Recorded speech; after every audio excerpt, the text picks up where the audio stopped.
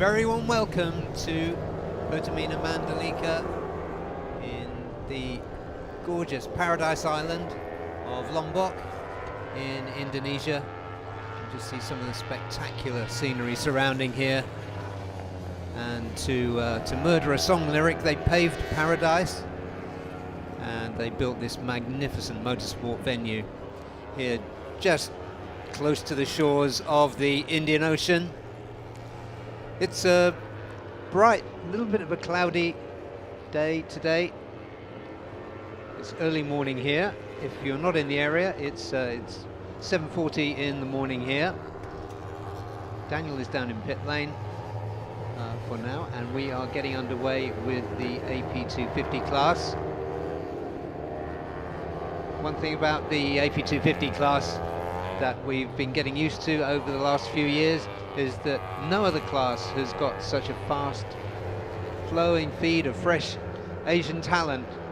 So that means that we've got a lot of new riders in this year and for this round, so very few of the stars from last year are here this time. So we'll pick some of those out as we go through the morning. But I think I'm right in saying we have 30 entries for today, so a really full field.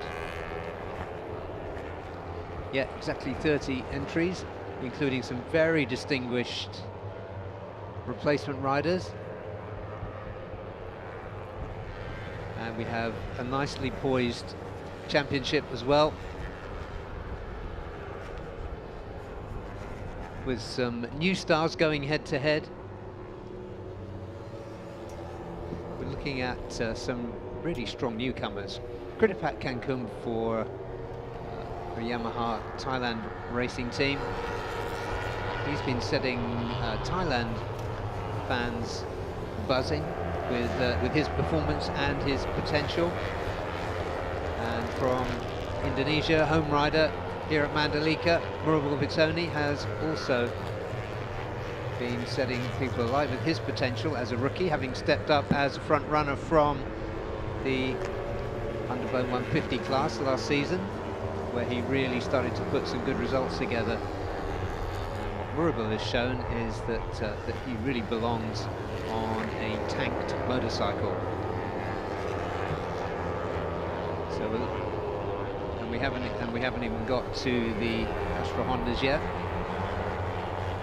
But we have a fantastic entry as well from the Astra Hondas.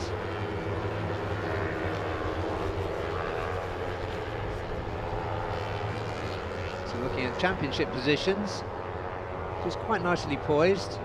Fidela Arbi made a really strong start to the season. Fidela Arbi Aditya for Astra Honda racing team won the first 3 races, 2 at Buriram and 1 at Sepang. And his results have tailed off a little bit since then, despite his class. Whereas Kritipat, who's currently second in the championship, 21 points behind RB, has had he had one podium at Buriram, a second, and he's had 2 wins and a 4th since then. So he's been getting to grips with the AP250 class, and in the meantime RB has been finding the competition really hot. So we're just getting into the first of 3 30-minute practice sessions today for this class.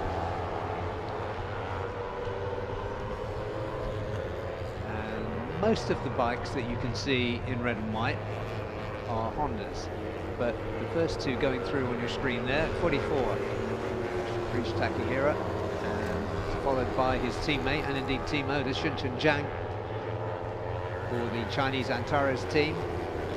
Those are actually Yamahas. So just need to stay a little bit alert on that, because most of the other Yamahas are of course blue.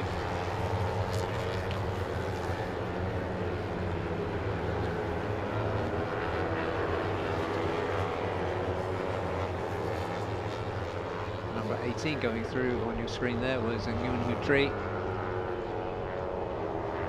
One of a growing and strong entry from Vietnam.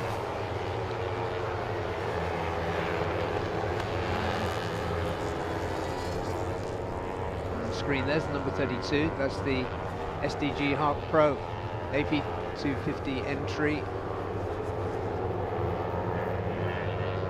Jacob Savlaya, who is back on his mount after missing the last round. So let's see how the number 32 comes back. Filipino rider getting down to business nice and early.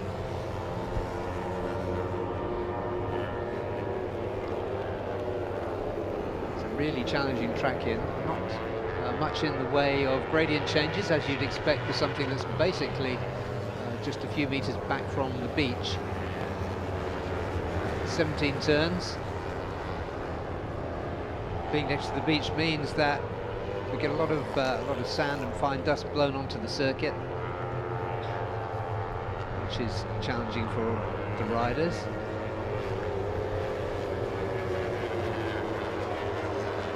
Can we draw from the early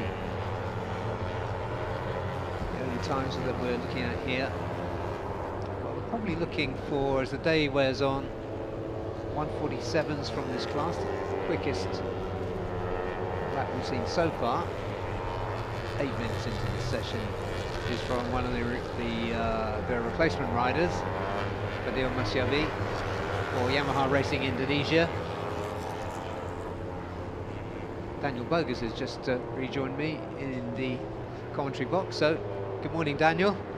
Good morning. It's a wonderful morning here in Lombok, isn't it? Yeah, there's a brisk breeze blowing off the Indian Ocean this morning, but it's nice and refreshing. And I enjoyed sitting outside the restaurant having breakfast this morning. It really was. The conditions here really are pleasant. Temperatures in the mid-20s. So really quite nice conditions for these riders to go out and get used to it. Running together there, the number 108, 2 times champion in this class, Andy Badley, followed by his teammate Aiki Yoshi. Andy, of course, has been out with some really difficult injury problems, but it's good to see him back. And Aiki Yoshi is the rider who's now into his 2nd season of development work, really, on this fantastic looking and fantastic sounding Kawasaki 250. It's an inline 4 and it absolutely screams, so sharp-eyed listeners will be able to enjoy that. Here we are just beginning the 2nd half of the 2025 Idemitsu FIM Asia Road Racing Championship. Just see the third turns 3, 4, 5, 6, where the Kawasaki just lacks that exit behind RB. You see how hard how far wide he had to go to try and get some extra drive, and just that extra weight, and it's lacking a bit of RPM, just really affecting the bike's power band. Because if I remember correctly, to check this again, but I think the peak power is as standard for that Kawasaki comes in at about 14 or 15,000, which is a couple thousand more than they're allowed right now. Right. So yeah, of course, Daniel was referring to the equalisation regulations that are very actively managed here by the technical team to keep this competitive, because the 3 manufacturers have very different configurations. We just look there at the beautifully turned out Yamaha of Faris Putra Fadil, number 31. There's Irfan Haikal. If memory serves, Irfan had a pretty good 18 last year. Yeah, it was 47.1. I'm just going to check, yeah. Yeah, so he took pole position last year. So the Malaysian, knowing his way around this Indonesian track. It seems that when we come to Indonesia, there's always perceived to be significant home advantage. The Indonesian riders do compete in domestic series here. It seems to be more than possibly even Japan. There's more familiarity with the circuits there. But Irfan Haikal, there's a rider to keep our eyes on for Bunsu Honda Racing Team. Just to bring the comparison of the Kawasaki's to the rest. Kawasaki's peak horsepower as a stock bike comes in at 15,500, peak torque 14,500 RPM, and it's 180 kilograms wet. And weight-wise, it's about 10 kilos heavier than that R3. So a lot of work to be done with that Kawasaki to get that power in earlier. Yeah, a lot of work for the braking system as well. To haul up that extra 10 kilograms. So yeah, this is going to be a really interesting one to watch as they run just behind championship leader, number 93 there for Astra Honda. RB.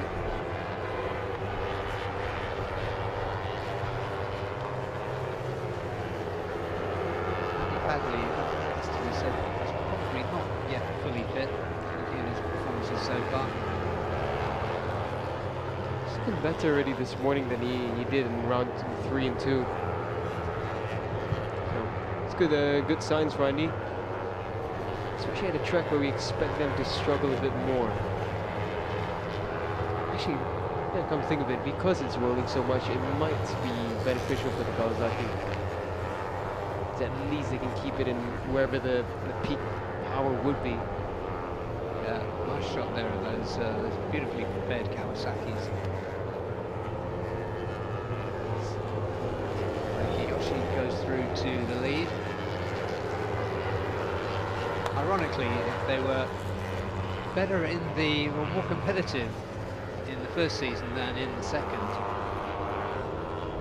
So that could be something to do with the regulations, but yeah, the Honda, Kawasaki and the Yamahas are very different in figure. So the regulations do need to be active to keep this genuinely competitive.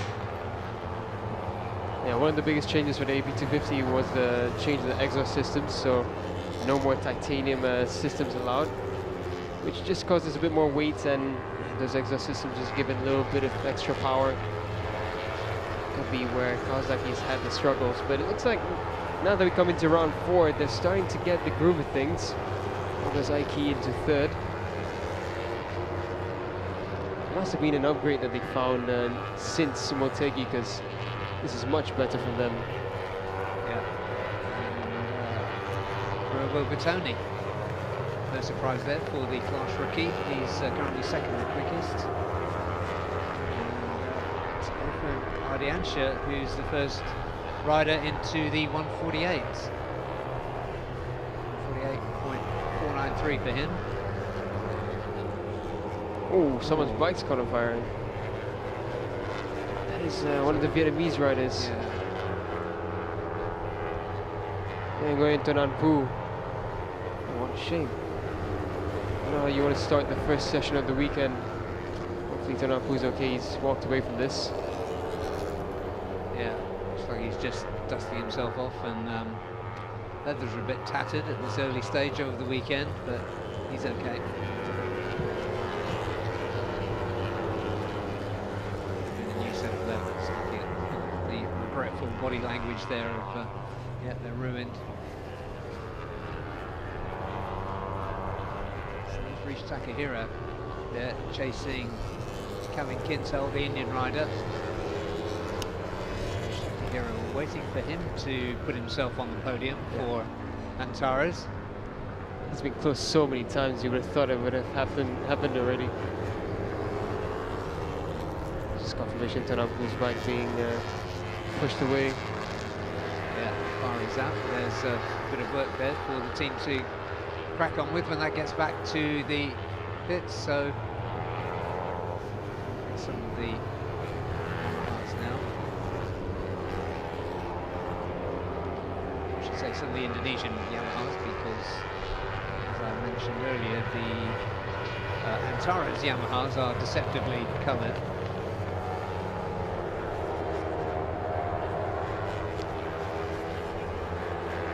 It's one of the wildcards here. Johannes Rich, Joshua Mbeo. Yeah, so he's a rider that's come in for Yamaha Racing Indonesia.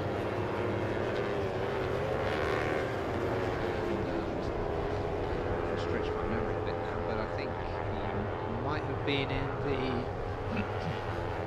Blue Crew R3 series.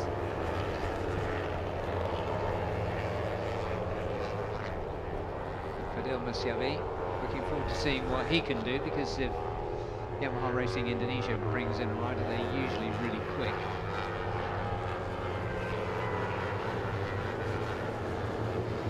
Filipino, Jacob Sablaya for SDG Half Pro. SDG running one bike in this championship, in this category rather, and one leading the championship in the ASP 1000, as we will be seeing a little later. Johan's an exciting rookie. He's 19 years old. Highly rated from his rookie seasons in the national championships in Indonesia. He gets his first taste of the AB 250 class this weekend. It'll be interesting to see how he goes around in this championship, because for a lot of wildcards, this is the opportunity to prove yourself worthy of a full season ride. Yeah, absolutely. Well, it's good to see him back on board that machine. SDG with a new fairing as well for Alfred Jacob. Another former champion who is in as a replacement rider, who's coming up the timing screens, and that's none other than Gary Salim. Best local men racing team. He's on board for this weekend. What a rider to have as a wildcard, Gary Salim. Absolutely, yeah. If there's ever a guarantee of a wildcard putting in a good performance, that would be it. Staying nicely there with Rish Takahira. Rish Takahira was aboard TVS last year, so he's got circuit experience, but not on an AP 250. Kinsale was here last season. Relatively few riders actually in this category. There is a really nice turnover of riders. Some go on to other series, some move up category.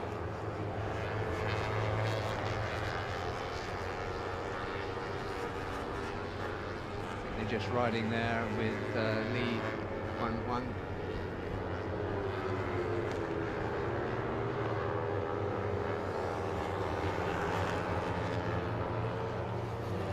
Looking at the track, and nothing really too surprising other than Nike and Farid's big improvements. Kintel as well, putting in a decent time. Fastest times last year were in the 47s, but again with the regulations changes, could make a big difference. I think the fastest we'll see is our high 47s perhaps. Good showing already from Gary Salim. I think Kintel is really benefiting from riding with Rich Takahira here. Yeah. Yeah, he is. He's doing a pretty good job of it, I think. Just slowing down a little bit now.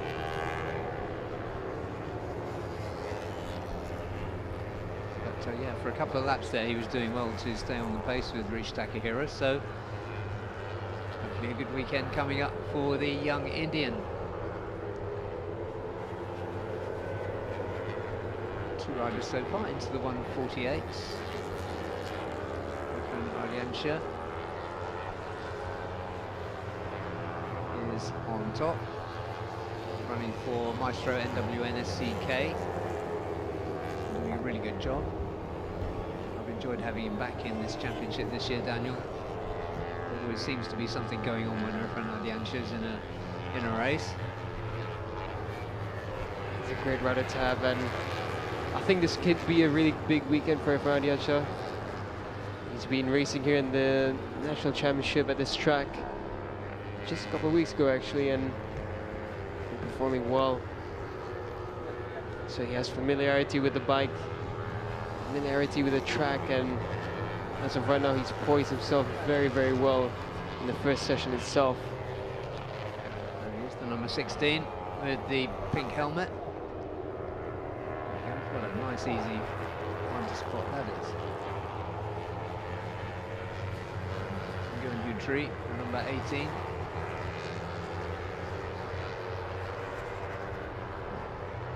Being how tall Irfan is, it's impressive how he manages to hide behind that windshield. Yeah, it is. Yeah, that's very true.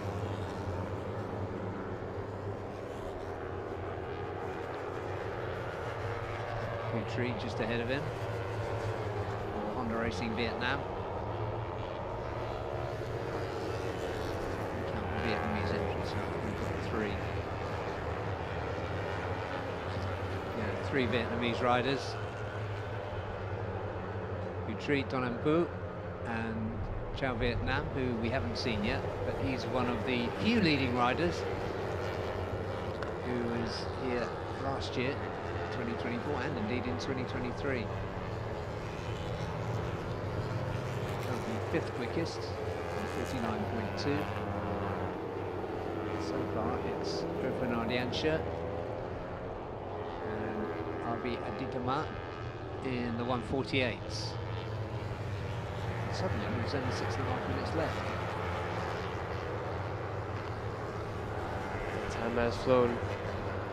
Decent outing for Cal Vietnam. This is a bit better from him.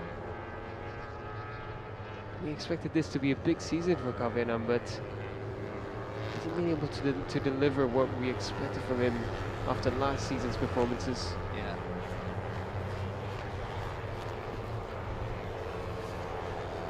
Sometimes no fault to the rider either. Sometimes it's just other teams finding a little bit extra. Number 24 there, Davino Crotani. He's currently 11th quickest, 149.4. So there's 1 second covering the first 12. Give you a marker of the competitiveness here. Number 88, Chandra Hermawan, another really exciting rider in this class. Be looking for results this weekend. Choosing a podium in this category is becoming almost as difficult as choosing a 150 podium. Yeah. Although there's one rider you can probably put on every 150 podium. But yeah, this is really competitive, this AP 250 category. Chandra's flying in this lap. Put in a really good first sector, but second sector improving for himself, but he's trailing behind there. Yeah, but just to prove how competitive it is, Izam's all the way down in 16th.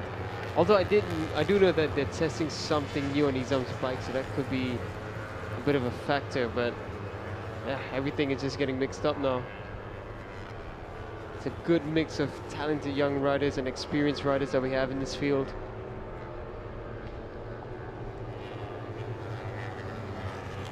I think Chandra's going to pop up into somewhere along the top 5 perhaps.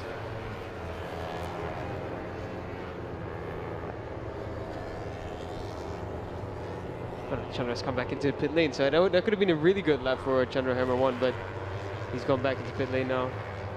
Right, and there the Honda, the first of those 2 bikes there, the number 65 is Chao Vietnam. He's got Musiavi running with him.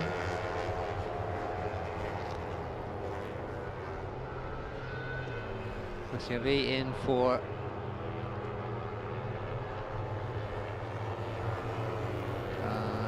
sorry, I'm trying to get the name of his team right. Yeah, it is Yamaha Racing Indonesia. So anybody on one of those blue Yamaha Racing Indonesia R3s is one to watch, basically.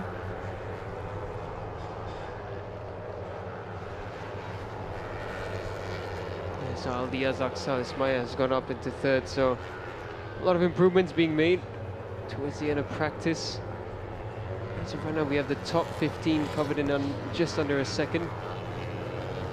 15-year-old Davide Brittani in 15. Gam Gittel, who spent quite a bit of time in the top 10.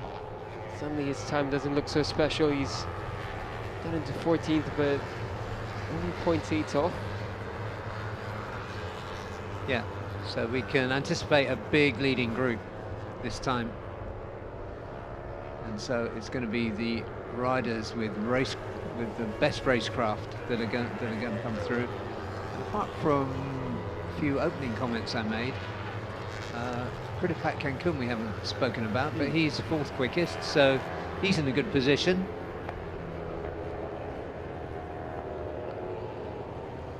I don't know if he's had experience here. I think he hasn't, actually. If I remember correctly from the press conference, I'm pretty sure he mentioned that he was asking his European friends on their experience here. Right. So that's his reference right now. Yeah.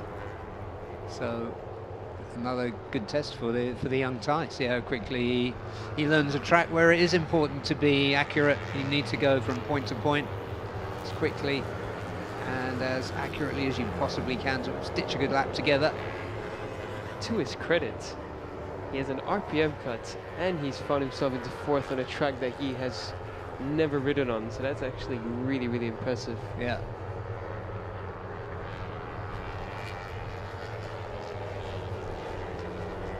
Widely thought of as one of the next big talents to come through from Thailand.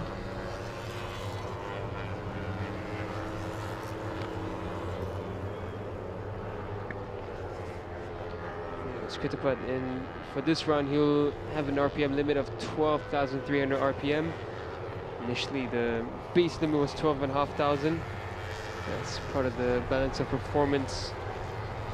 It's been done by the stewards. Yeah, and Daniel Sharmi's just jumped up the order.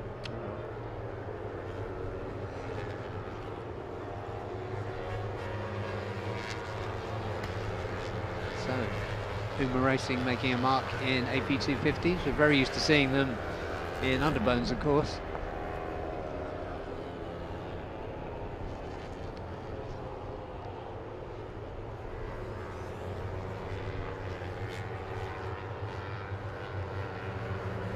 Chao Vietnam currently 11th quickest, 7/10 off the top time. Andy Padley moves ahead of him on the track.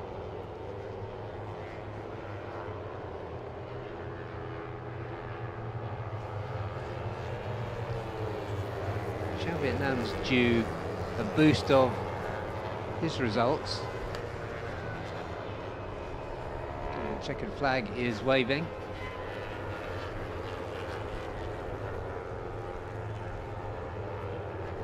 So it does look like Irfan Ardiansha has bagged top spot in the first of 3 practice sessions today.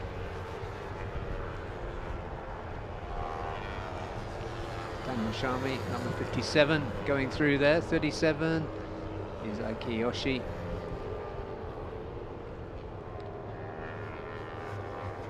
15, Joan Reeves Emmanuel.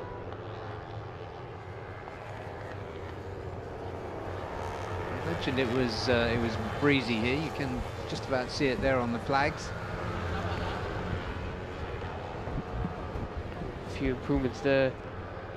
Murabo setting his personal best. He goes up into third now, so it's a good mix in the top 3. Gets by just under 2/10. Shifted again. Yeah, Kritapat just jumped up to second quickest. So the test we were talking about, and he's only 19 hundredths of a second off Irfan's best time. Really impressive work, but he's really putting on a good show. And for someone who doesn't know this track, you have 17 turns to get used to. Yeah, and they're not all that easy, are they? Yeah. Faris Putra is off finding late improvements. He's gone up into 9th. He's only 0.6 off. Yeah. So yeah, the Thai and Malaysians getting amongst it. They're not letting the local riders have it all their own way by any stretch of the imagination.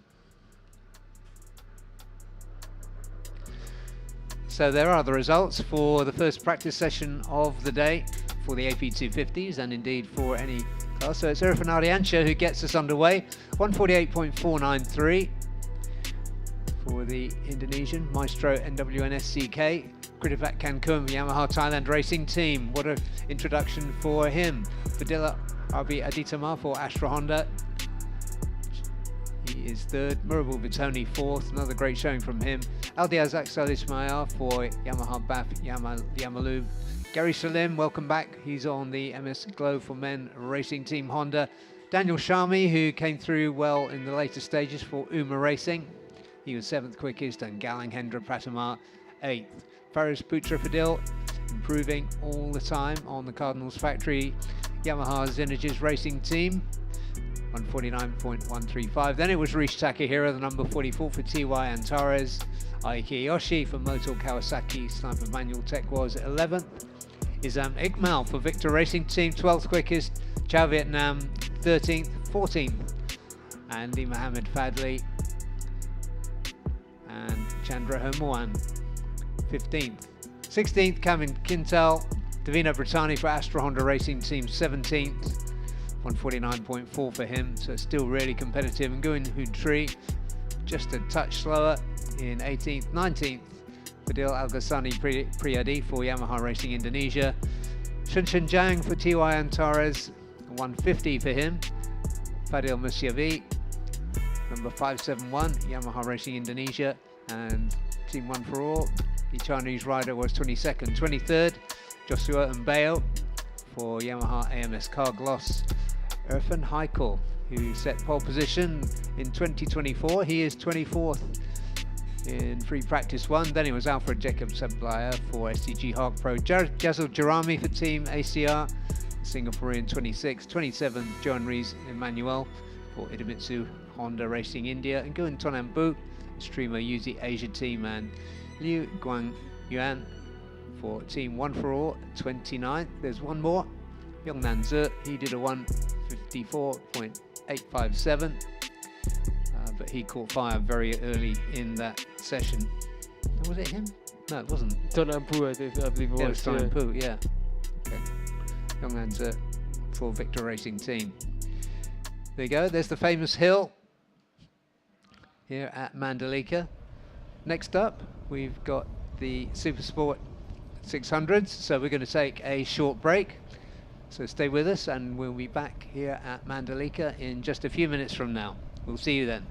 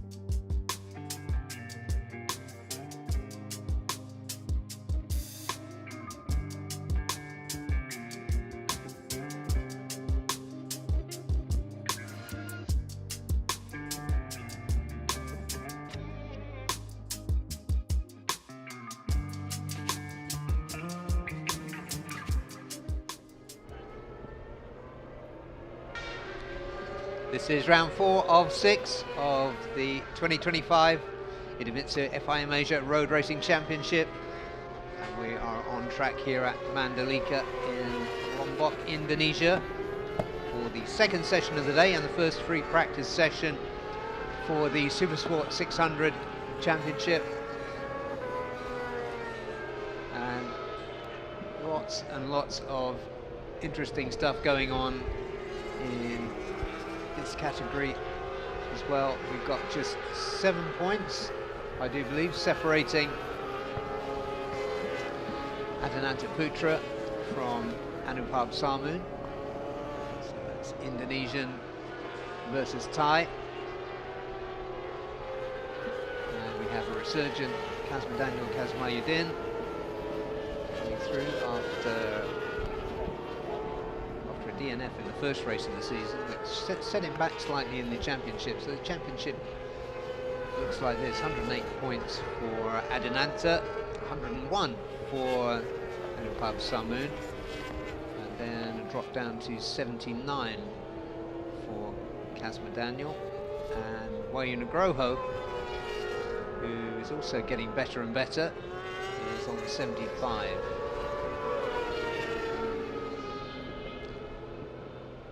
So those are the top 4, and actually we should say a very honourable mention for Helmi Asman, who is just behind them on 68, and McKinley Karl-Paz, who is on 64, and a little bit like Wayu, is getting better and better in this category. Yeah, it's becoming a little bit of a championship contender this season after a tough couple of seasons for him. Of course, the injury in Buriram, then slowly building his way back. Doing something special. There's Surgeon now. He's doing good results. I mean, we've seen how good he was in the 250s, and he really, it was time for him to reach the 600s, and he's slowly been improving. This could be a big one for him, a track that he's very familiar with. He's been riding the 600s here as well in the national championship, so he'll have some mileage in him. Yeah, I did categorise Virgin as a rider who was kind of made for 600s last season. As he, obviously he was big for a AP 250 rider, but looking at his quality, his racecraft, and the whole thing, we expected him to come through a little bit faster than he has. But he's on home ground here, so let's see what he's got this weekend.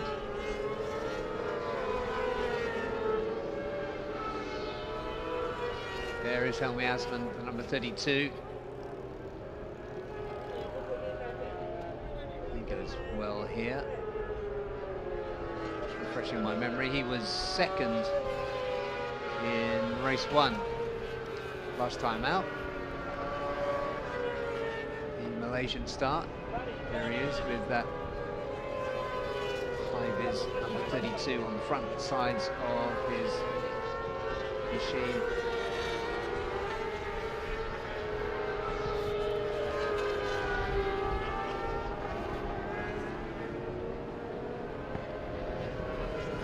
Riders we've seen so far, Helmi looks the most workmanlike in these early stages, just after 6 minutes on track.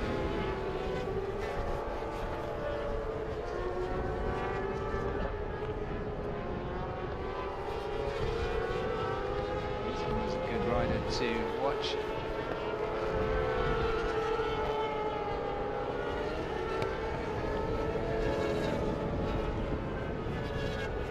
Fastest lap so far, in very early stages, is with another local rider. It's time for Astra Honda, Reza Danica Arends.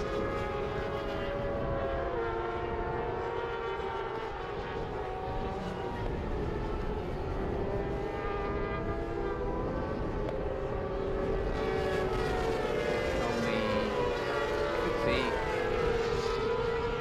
climbing up the leaderboard soonish, but a little ahead of him there is Adicha Fousie. 139.2. qualifying times last year. The fastest qualifier was 1:37.8. That was for Veda Ega Pratama. Remember him.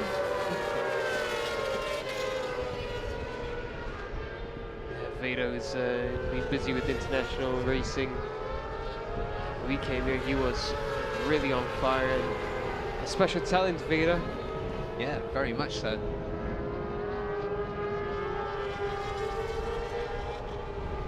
He's on the Asman with Rocco Sessler's company.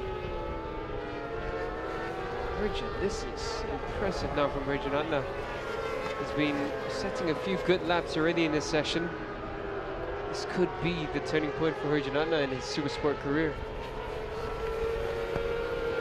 And that's tend to happen as well for a lot of riders. It's just that one special round that they need. It gives them that confidence boost and that extra feeling. So if you look at the lap times last season, fastest practice time was a 38.5 by Ajinanta Putra. Virgin's done a 38.7. Yeah. So, good start. Say, Dan, perhaps that's just the booster that he needs. Ajinanta just set a 38.6. So lap time seemed like they're going to get faster, but I think the temperature is also a big key for this round. It's much cooler than the last time we came to Mandalika. Sure is. Air temperature's what, mid-20s now? Yeah. It's perfect weather for riding and really good weather for some good lap times.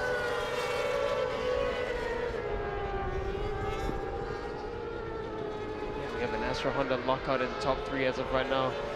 Avenanta, Rigid and Reza. So this is better from Tanan. Tanan in Motegi was strangely missing. Yeah, I was just going to use exactly that same word to describe him, missing. I don't know what it was. Last weekend, he was in the BRIC, the Chang International Local Championship, and finished second, just a few hundredths off the race winner that was Apiwapa and Talanon. So he's getting himself a bit of superbike experience. So good to see him back to his potential.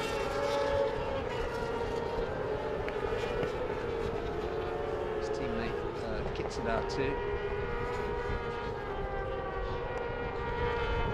Kitsada had a decent outing in the BRIC Championship as well. Yeah, he won the 600 race, Chang International.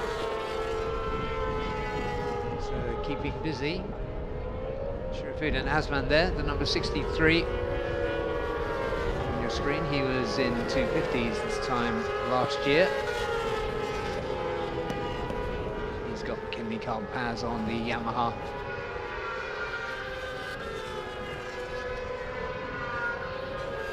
Shadowing him, currently 9th and 8th respectively.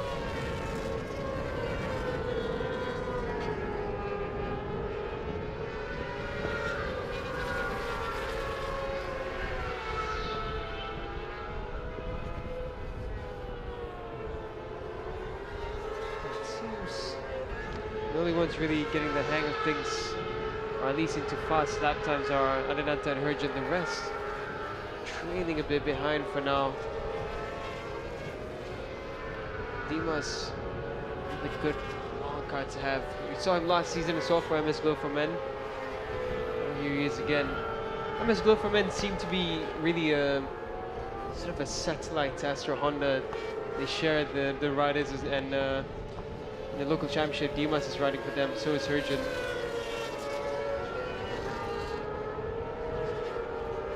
A team with decent results in the national championship, and with Dimas leading their charge for the Supersports, you can never count him out. He's somewhat of a legend for Indonesian racing. In the CV in 2018, top 5, 2019 full season Moto 2.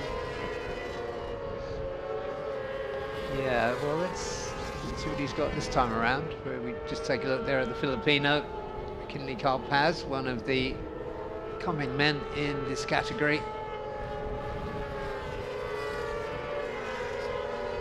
Just wanted something still. Wagyu took ages to get out of the pit lane, so something not going right there for Wagyu, but Cosmo Daniel as well. Seems issues for Cosmo once again. Yeah, quiet start for the rider in second in the championship, Anubhav Samu.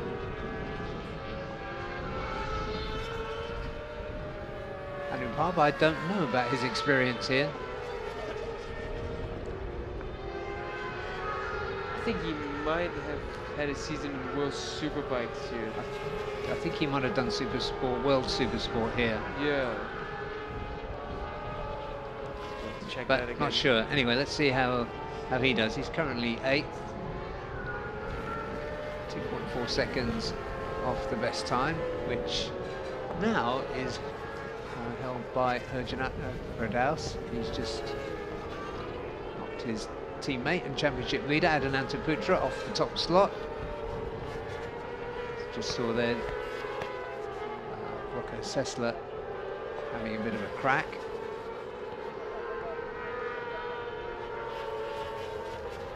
Rocco's best time so far, 1:41.1. We are coming up to the halfway point in this 30-minute session. These two doing some good work together. Malaysian 63, Filipino 23. A little polite nod as they go through.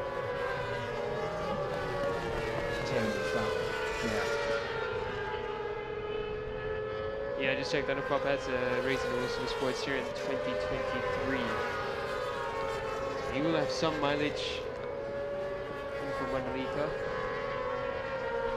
It was a couple of years ago, so we'll need to refresh that memory again. Herjan sets a 1:37.9. That is the fastest time we have around Mandalika for a Supersport 600. So Herjan Adna, this is looking much better from him. 37.9 on non-qualifying tires. That is a mega time. Yeah, pole time last season, 37.855. That's with qualifying. So this is first session of the day for a rider that we've just been watching progress steadily up until this point. So hopefully this is a breakthrough moment for Herjan. That would be great to see. I mean, even though this is not a race, it's only practice one, but I think this is a big session that Herjan has been needing this season, and this can be very good for him career-wise. He's just come back in pit lane. I think the team are gonna tell him that this is mega. Yeah, and you can tell it's halfway through the session because the rider that the camera is locating on track is the number 22 of Victor Racing, Xia Jintong, Chinese rider, taking his chance for some quality time with his bike mid-session. Yeah, he splashed some extra color in his bike. Yeah, as well. they have. There's more yellow now on that. And wheels too. Yeah, good for him. Camera magnate, Xia Jintong. As always, Xia Jintong being busy and making the most of the track time. And it's what you need really when you're trying to close the gap down to some of Asia's best. Just need more mileage, and then when you start seeing them in front of you, try to take a bit of a reference and just keep on finding what you can do better. Yeah, his qualifying time 1:40.9 last time, so he's got quite a lot of time to trim off to come back to his best at Mandalika.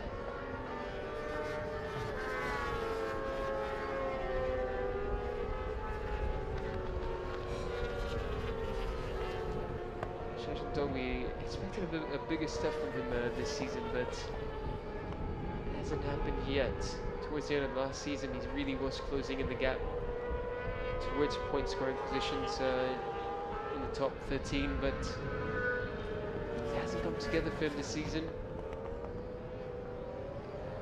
Jack Raputasana is having a real struggle there in 16. 5 seconds off Cosmo, who's just come up for 2 laps. Running stead lap now, 142, so something's gone really wrong in the Hong Kong Yamaha garage. So it will have been set up day for them. Make sure the bike is in working order, but as always, sometimes things can take a turn. Yeah, especially in the early session. Also notably down the order is Carl Idem-Paui. Yeah. As if by magic, appears on the screen. For the Idemitsu Yamaha, sorry, the Idemitsu Honda team, it's a bit of a quiet session. Just saw Miasman, who's found a decent time, 39.1. Even that's 1.1 off Herjanatna. Closest teammate to Helmi is Damok, who's down in 11th. So he's just gone up into 10th with a 39.6. Yeah, also promising something a bit special this weekend is the number 89, Wayne Groho. So he comes up behind Kazma Daniel.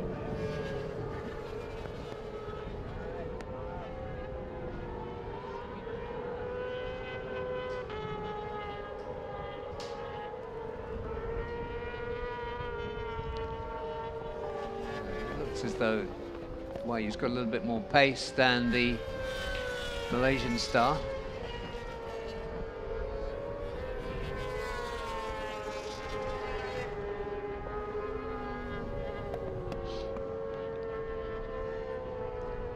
First time on a 600 at Mandalika for Kazma Daniel.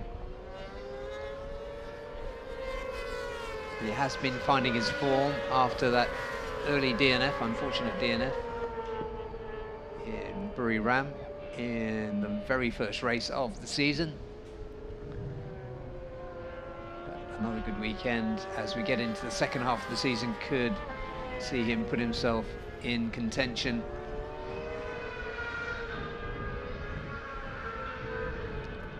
It's an important one for all of them. If Adananta fulfills his promise here, he could open up a convincing lead in the championship, but it's also a chance for the others to catch up if they can spoil his weekend.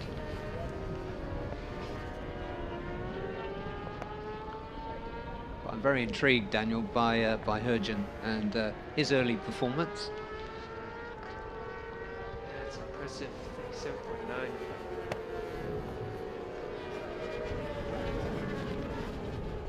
You could factor in the temperatures and whatnot, but at the end of the day, he is first in this session. He is ahead of Adicha by 0.6, so Herjan with great feeling already and great pace. Wahyu Nugroho now looking to change that. Just set the fastest sector 2, good sector 1 as well. He's currently predicted to go first fastest behind Ninjakipat and Kasma Daniel. Kasma's going to gain a lot as well. Kasma's going to go somewhere along the top 4. Yeah, Wahyu's got some good pace, hasn't he? Interesting now, it looks as though Kasma is getting his eye in, doesn't it? Yeah, Wahyu lost a chunk of time. Sector 3, and there we go, Wahyu with a bit of a messy one towards the end there. Oh, someone's gone off. Kasma's gone off! Oh, wow. What happened to Kasma there? He went through Wahyu. Another second last turn. The bike's just gone away from him. That would have been a fast one for Kasma. Good to see him okay. It's a slow corner, that bike's still in gear. Yeah, they were just right in the braking zone where we saw Wahyu go wide, and Kasma was just somewhere ahead of him. I'm guessing the front just tucked away. Yeah. Well, those are going to be 2 really good laps, and just like that, it's all changed. The Kasma will remain in 10th for now. Absolutely. There is the 21 of championship leader, Adananta Putra. There he is, just ahead of him is the 31 of Tamat Longpliao. We'll be looking for redemption after a going missing, as you said, Daniel, in round 3 at Motegi.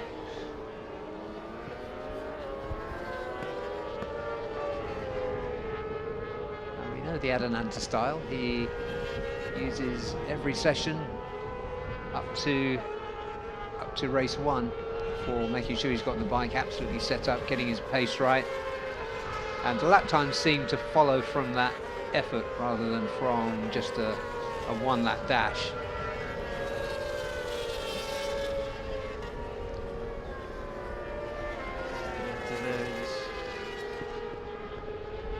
Taking a warm-up lap by the looks of it. Just come up from pit lane after that short break, so just over 6.5 minutes remaining. Region as well has made its way out onto the track, so there goes Adenanta for a push. Tanat's gone up into 4th. That's a lot better from Tanat. 38.7.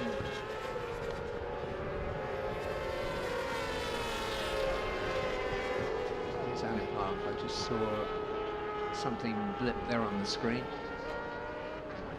12th. No, still down, still 2.4 seconds off. Yeah, the thing about Anupam is he can have a bad practice of qualifying, but in the race he gives 110% and he finds his way up. Well, yeah, he's given us some fantastic entertainment in recent rounds, that's for sure. So there's why you number 89, number 20. He's Jack Rapat.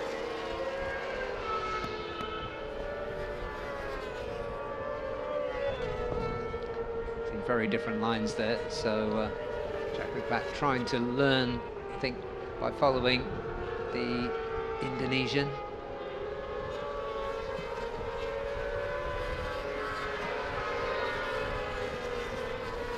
31 of Tanat, currently 4th, 138.7.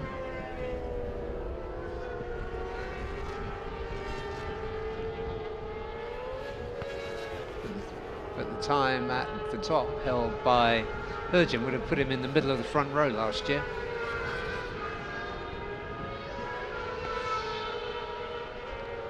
So that's Tanat, Jack Rapat and Adenanta on your screen there as they start another lap. We've got just less than 5 minutes before the checkered flag comes out to end this 30-minute session.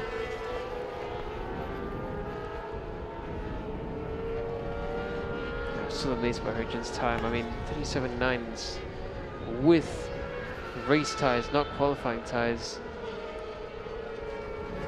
You'd have to imagine if he has this momentum and with a qualifying rate, it could easily be a very low 37, which would be a rapid time.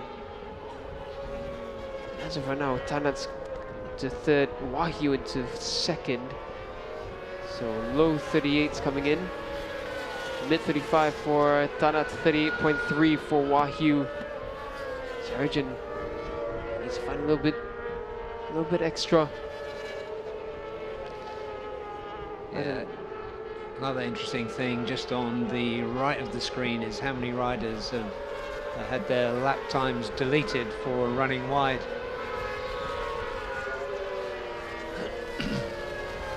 Track limits in play here in Mandalika. Especially because it's such a flowing track, it's quite easy to accidentally gain an advantage over the track limits.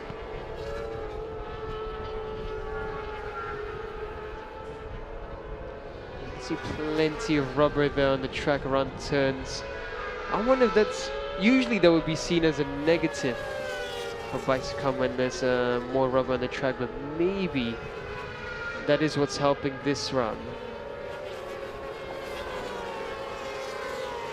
Yeah, track surface does play a role here because of the sand and grit that gets blown in from the very nearby beach. Yeah, I mean, it's because they had car racing here just last week, so initially that was seen as something that could be a negative factor for the bikes. But if you look at the lap times, it seems like it's working well for everyone, and it's not just Hergen that's going fast. It's Yeah. So almost everyone in the top 5 is going faster than they did in practice last season. Yeah, 138s all the way down to P6. Yes, we only had 38s in the top 3 last season, and those were 38 mid to high. Now we have a 37 and a few riders in the 38 mid.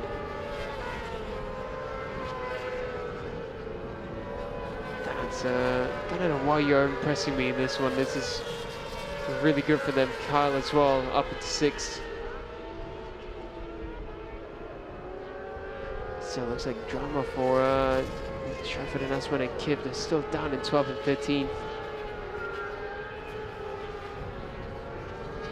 Yeah, Helmi having shown strongly early on, 139.1 for the Malaysian. He's currently right in the middle of the pack at P8.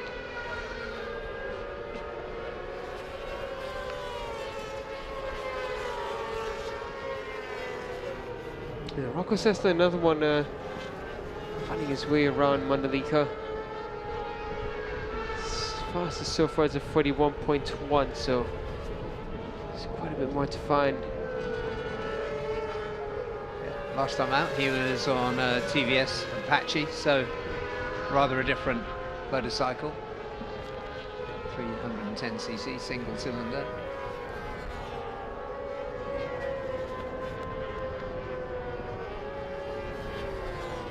And Tanat.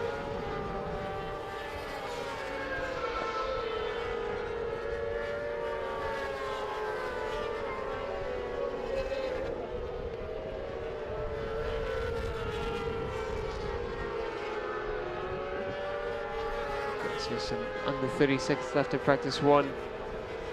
So far no one really on a hot lap. Kyle has improved his lap time steadily, Anupab as well, but no one really contesting Persian's 37.9.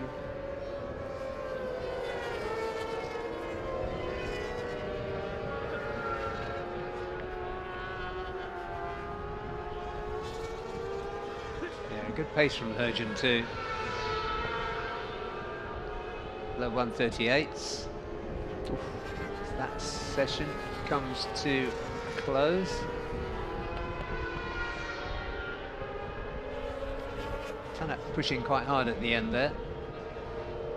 Adinata Wahyu as well setting their personal best right at the end. Wahyu 138.1, Adinata 38.511.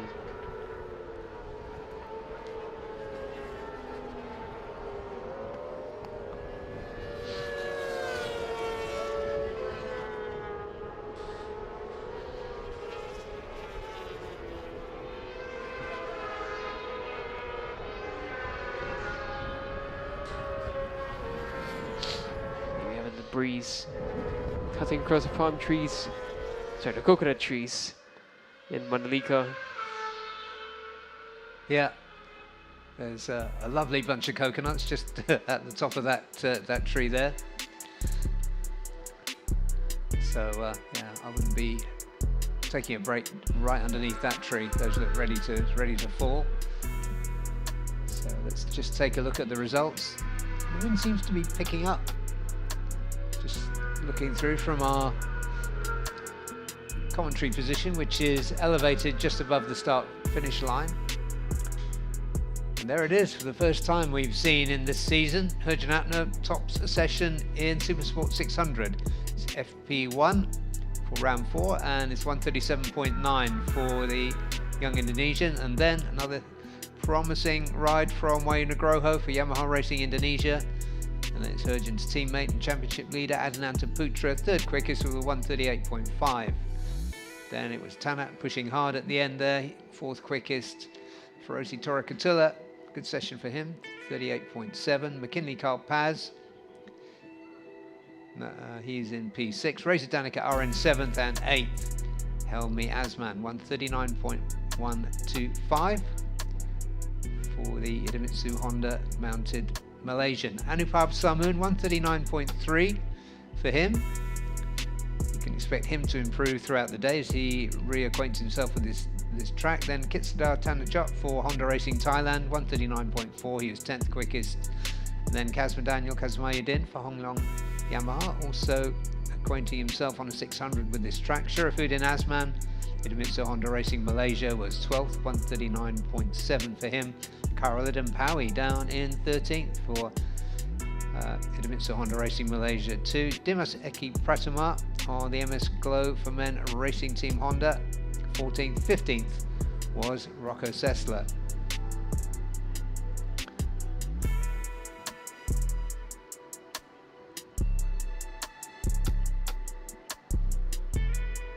And 16th was Chakrafat Pudisan. And 17th, Sharjin Tong for Victor Racing Team. We're going to take a break now, and during the break we'll take a look at video from some of our ASB 1000 stars. So stay tuned for that, and we will be back for the first session of the day for the Superbikes after this short break. So stay with us. We're at Mandalika for round 4 of the 2025 Idemitsu FIM Asia Road Racing Championship.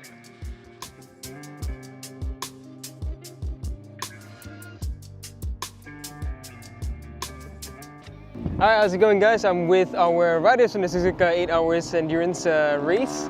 All teammates, first rider, second rider, third rider, Nakarin, Zakwan, and Azrai. So, I'm just gonna ask the first question, which is, how was it? How did you guys find the experience?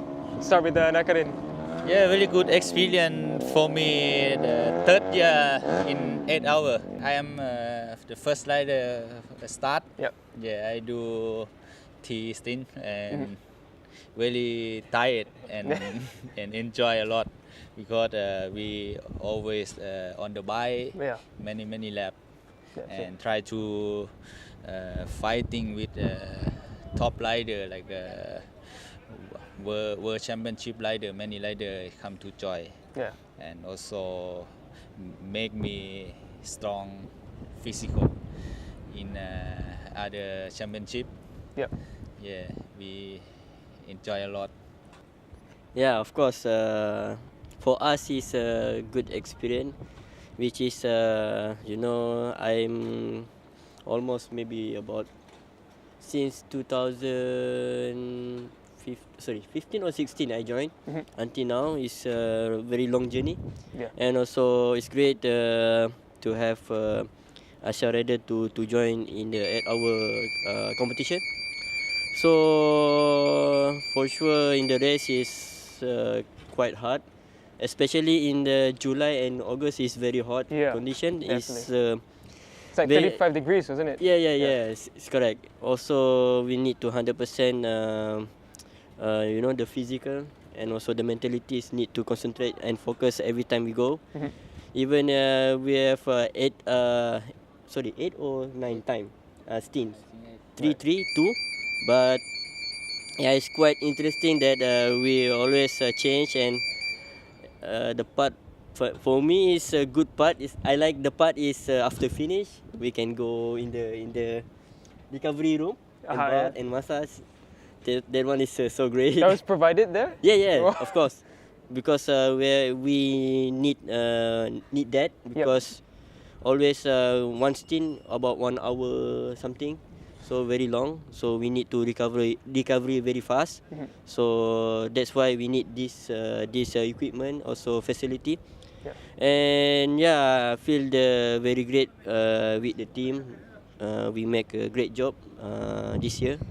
So finally we get in the top 10. So it will be very nice. So I think it could be. We can be more competitive next time if we join again. So hopefully, I think I'm happy with the team and with all. So this is my first time joining endurance, 8 hours, and I feel like every time I ride the bike, I feel like I want to die because very tired. Because I never ride like 27 laps before. I think I have only ride like 18 laps, 20 laps, the long one. But this time 28 laps, so I feel very tired. But at the same time, it was a good experience because many top rider, world rider joined same race, and yeah, we work as a team, 3 rider, and I feel it was a good moment, good learning for each other. And yeah, if I have opportunity to ride again, I will think about that. Definitely. So, okay, I mean, you guys are all very familiar with the bike you guys rode, the CBR 1000 RRR. But can you tell us how different is that bike compared to like the ASB bike that you guys are riding? Yeah, I think endurance bike is more heavy because fuel tank Tanks, yeah, big, yeah. more big. Yep. And also some part like chassis is different. Also tire different. And also the power. Yeah, the bike power. We need to make a long lap, and power is not so aggressive. Yeah. So the power is reduced compared to this. Because we need to concentrate long ride, which means 28 laps. Yeah. So we need to calculate the fuel. We need to calculate the power. So how many laps we can do until 28, and come in and charge again. And that's why the difference is compare currently bike in Asia. So it's quite different. Also, I think the tire, also the change the tire, these different things.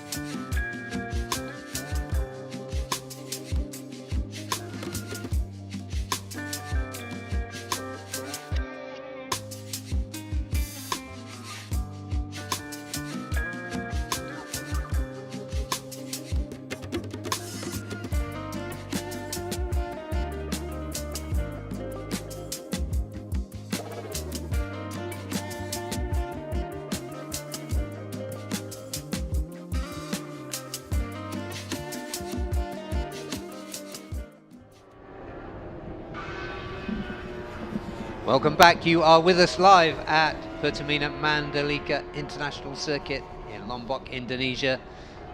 And this is free practice Friday for round 4 of the 2025 Idemitsu FIM Asia Road Racing Championship. And for the first time today, you are on track with the ASB 1000 class. And on your screen there is Shirin Abdullah on the JDT Ducati Panigale. Very distinctive number 55, flying the colours of Johor State from Malaysia. This is Hafiz's second time to Mandalika. He earned his spurs last time. He had a bit of a frustrating race 1, but came through to grab a P2 in race 2. And that Yamaha, sorry, that beg its pardon, that Ducati, and the rider looking very much more in tune with each other at this point of the season in 2025 than they did a year ago. So he's the first rider out and on our screen, and it was good to get some insights from the three of the riders on track here this weekend about the Suzuka 8 Hours.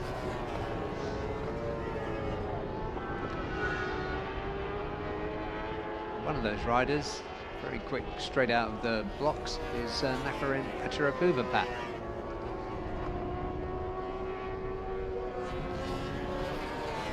So in championship terms, Hafiz is 9 points behind championship leader Kito Abe.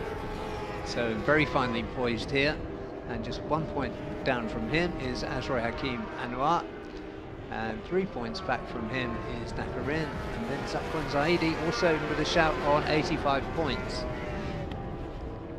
So less than 20 points covering the top 5 in this championship. So it's very much the JDT show in the early stages of this 40-minute session. Kito Abe moving himself up the order.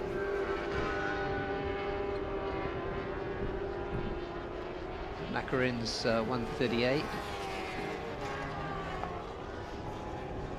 is on top. The kind of lap times we're looking for from the very top riders are going to be in the mid to late 135s.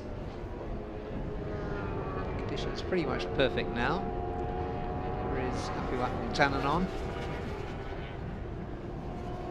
riding in BMW this season for the first time in his life, and interestingly running hard front, hard rear.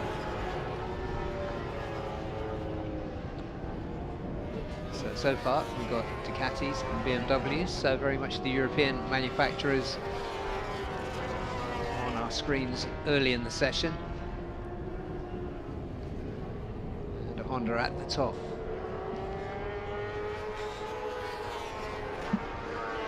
So Afiwat was here of course last year on his way to winning the Supersport 600 championship, although he was injured at this midway point in the season, and he came through it.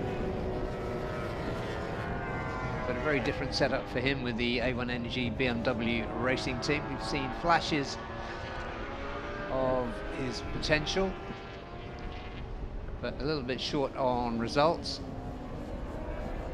Best result being a P4, first time out actually at Buriram in round 1.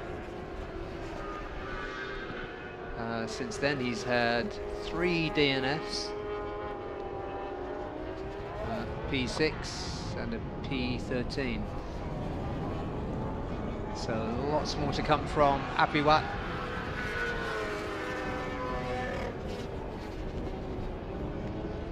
Last time out in Motegi was very much a race to forget for Apiwat.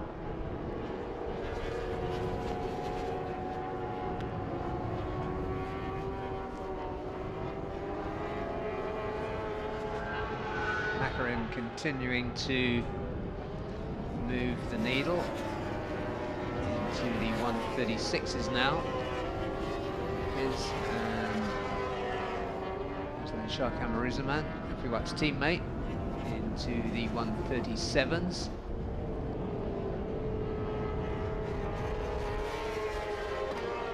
There is the familiar number 21 of Zakwan Zaidi.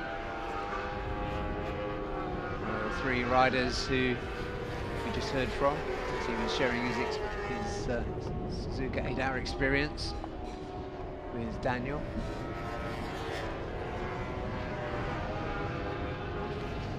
So Zakwan very much within a shout of this championship. He's on 85 points. So that's 16 behind championship leader Kito Abe. And with 3 rounds, 6 races remaining, there's 150 points on the table. So very much within reach. He's your fastest rider of the session so far. After 9 minutes, Nakren into Repuvapat. Quite possibly the busiest rider of all of the ones you can see on track right now. Because as well as doing Asia Road Racing Championship, Suzuka 8 hours, he's also done the last several rounds in Moto 2. 3 or 4 rounds? 5 rounds in total. 5? Yeah. Okay. Initially, he said it was only supposed to be 3, and then because Mario's recovery took longer, so Nakren came through and did the remaining 2 as well. Nakren's lap, that was nearly such a good lap, but then Joe Francis just getting a bit in the way there. Yeah, so a very busy rider. A lot of racing, a lot of travelling too. So yeah, quite a brutal schedule for him. Yeah, including the local Thai championship as well. He's been everywhere. Yeah, absolutely. And Nakren, despite losing time in sector 3, just had the fastest lap again, 36.6. He improves by a 10th. Yeah, it really is just chipping away at that. He's almost a second quicker than the next best rider, which is Zakwan. There's your championship leader, just keeping himself out of the way. Kito Abe, number 39 for SDG Arc Pro.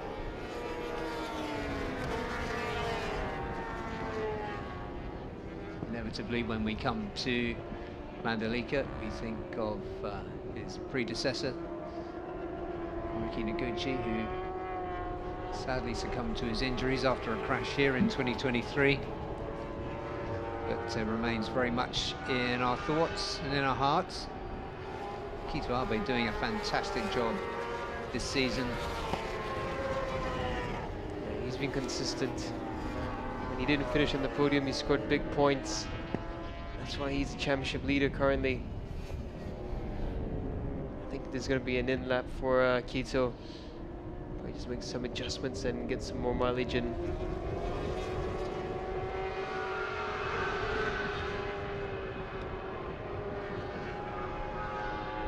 Yeah, results so far for Kito Abe, 2/3, a second and a win. When he wasn't on the podium, he got a 4th and a 5th. So, enough said. A deserved championship leader. He's going to have to fight really hard to stay there for sure this weekend. Seems Kito's continuing on. He's just setting up for a new lap. So he goes out, he's pushing on. A little bit behind him there is Cameron Dunker. Cameron just won the flat track race in Australia last week, so he's in a really good spirit. He looks happy as well. Whoa! Massive wheelie there from Kito. Love watching Kito ride. He just slammed the front wheel back down on the tarmac there, and that was, I felt that. And that was amazing. The wheel kept on popping up, but he just kept it flat and straight into the braking area. Unbelievable. Kito Abe, you put on a show. But yeah, Cameron Dunker, I mean, he's just won a race there. Ooh, Keto on the green, so that's should be exceeding track limits there. His replay, what happened? Bike squiggling about, wheel comes up, he doesn't stop gassing up and goes straight onto the brakes. Unbelievable, Keto. Yeah, but yeah, I think Keto definitely went across track limits there, so this won't be a lap that counts, even if it's fast. But yeah, back to the young Aussie, Cameron Dunker. He won this flat track championship in Australia, so he comes into this round with good spirits, and I think Mandalika is not a track that the Yamaha would struggle too much on. It's got a nice flow all the way through. It can use that mid-power band quite well, and it should be a decent weekend for Cameron Dunker.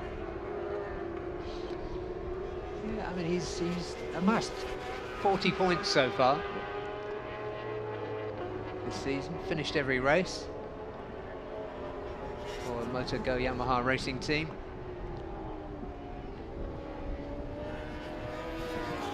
So Abe clearly putting an early marker down that he wants to extend his championship lead this weekend.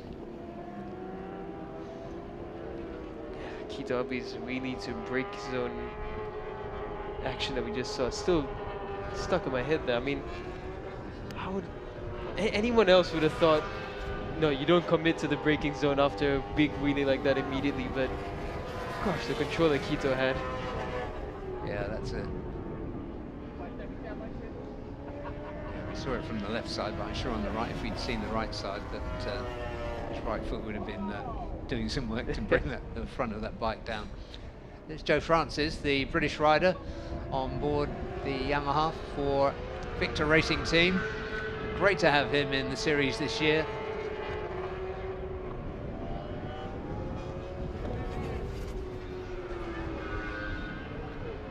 Let's just look at Joe's record as he gets to grip to this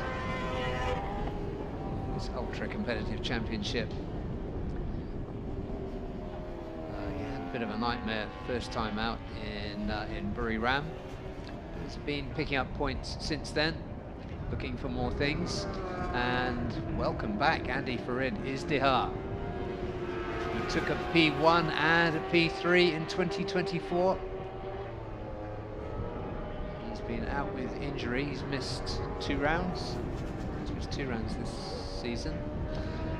So this is only the second time, unfortunately, that we've seen him out. So hopefully he'll be right back on form.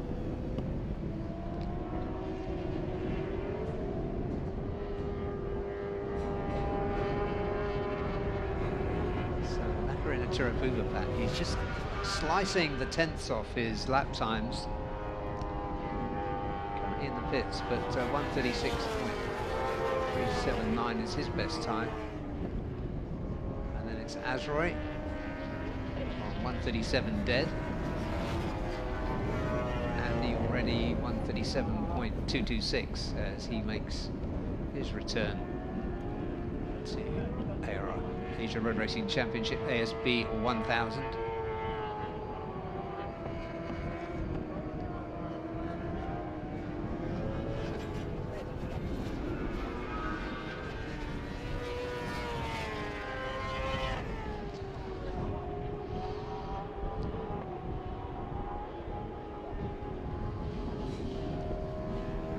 I misspoke earlier. It was only round 3 that he missed.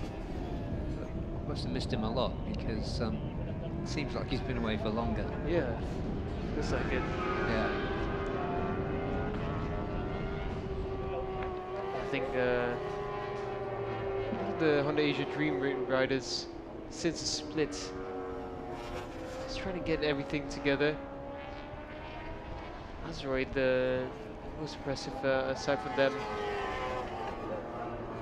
Finally finding its way with Honda Thailand as well.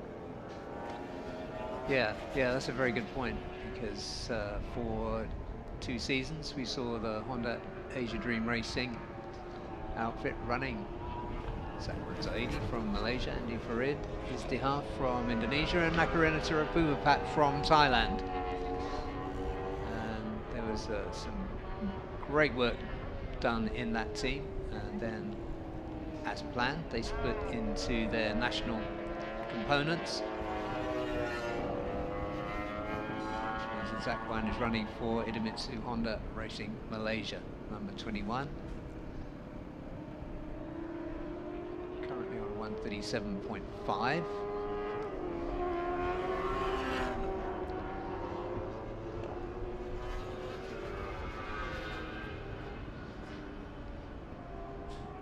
Best result, best placing for him in 2025 was 4th in race 2, behind Andy.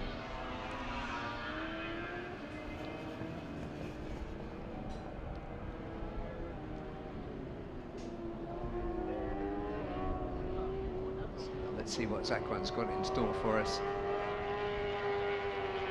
2024 wasn't such a great season by his standards, but he looks very much to be back on form, scoring well,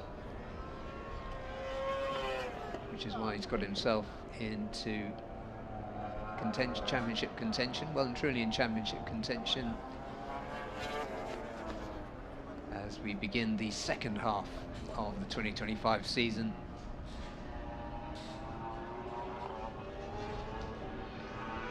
Looks like he might improve this time around, and he does. 37.035. So that means he's 6/10 off Macarin's best time. As we are at the midpoint in this 40-minute session. Riders in the pits.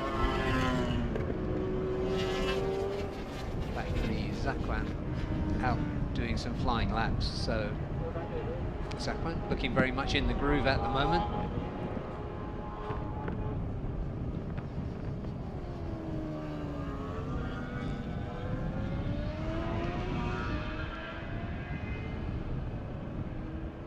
So right now it's a Honda party in the top 4.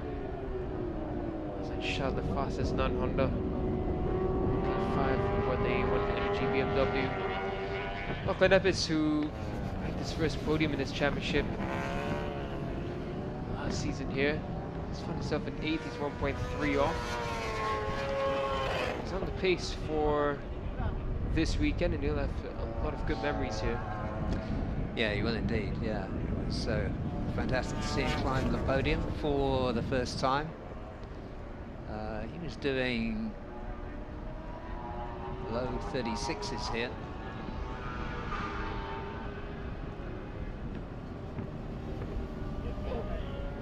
So 1.5 seconds quicker than his best time so far in the very early stages of round 4 and the midway point in free practice 1. 2 more to come.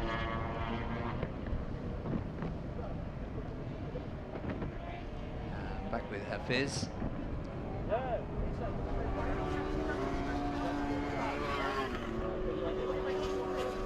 So Hafiz currently best time 137.7. So we know he's got more to come too.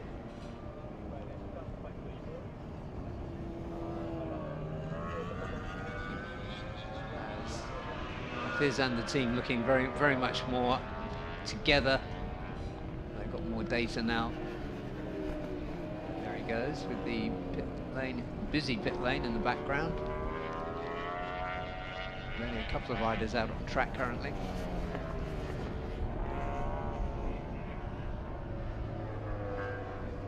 It's Cam Dunker there, the number 12. Motogo Yamaha Racing. Team owner there and former competitor in Superbike class here in Asia Road Racing Championship, Patrick Lee, so it's great to see him getting involved again.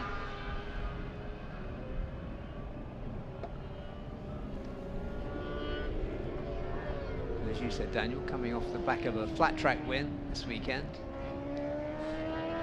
Is he still 17? Seems like we've been saying he's 17 for a long time. Yeah, I'm not sure if he's 18 already or not, but he's not. Yeah, definitely the youngest on the grid still. yeah, that is very young to be running superbikes at this level, and also being competitive in the ASBK championship as well.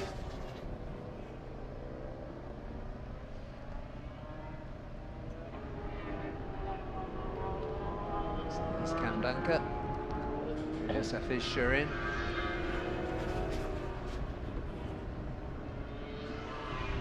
Yeah, it turns 18 on the 3rd of December, so Wow. still 17. So when we first saw him, he was just over 16. Yeah. Wow.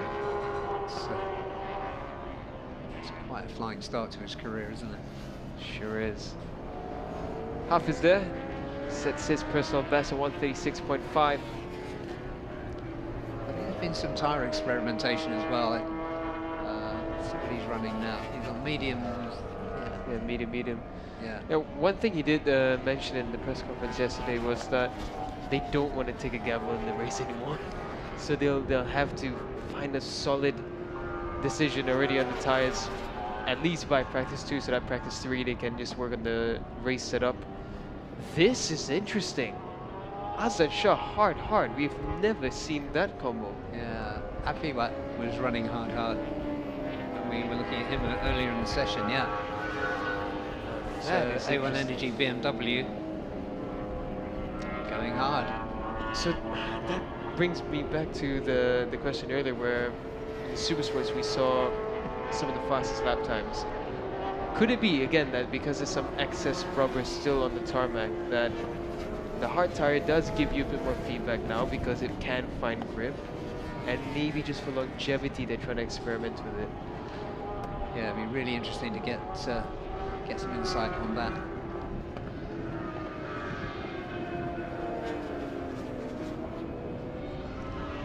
But everybody else on mediums, and yeah, interesting what you said about Hafiz. This isn't the time to be taking risks. Only just kind of one outstretched hand away from the top of the championship.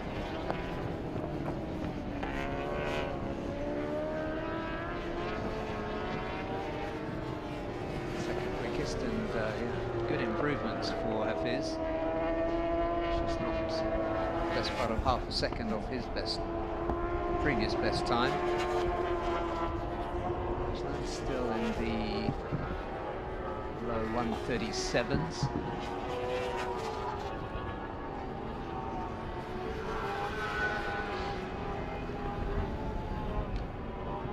From 137.7.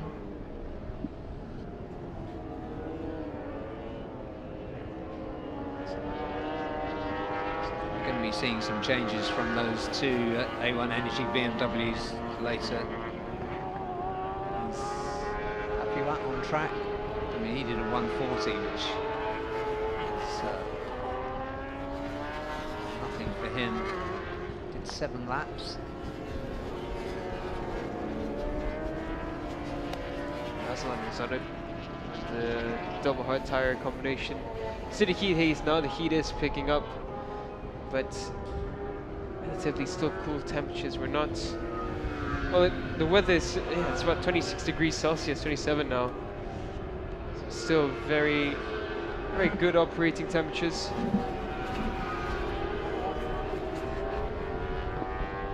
So now, Cedric did sector 1 and sector 2 he's lost time, so sector 2 is where the bike really flows around, so maybe just lacking a bit of feeling there. Hafiz Sharin with the 36.1 goes into first ahead of Nakarin. Yeah, so he's just taken about 0.8 of a second in the last 2 laps. He's improved by 0.8. Much better from Hafiz Sharin. Whatever they found in Sepang, it's working very much in their favor. That sets his personal best with the double hard tire combination, 37.092. So interestingly, it looks like that's working. Yeah. Yes, Azra with some yellow brake ducts. That's a very new striking color. Usually Yeah. people go for black or carbon fiber, but that does stand out. Look at that. Yeah. Looks like it was 3D printed this morning. It does, yeah. Yeah.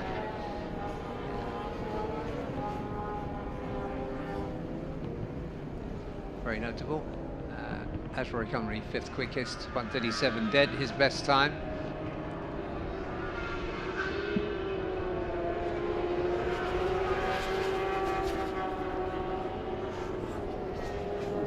Kito Abe just set his personal best, 36.363. He improves just slightly. Oh, that's right, that this lap will go to the bin for him.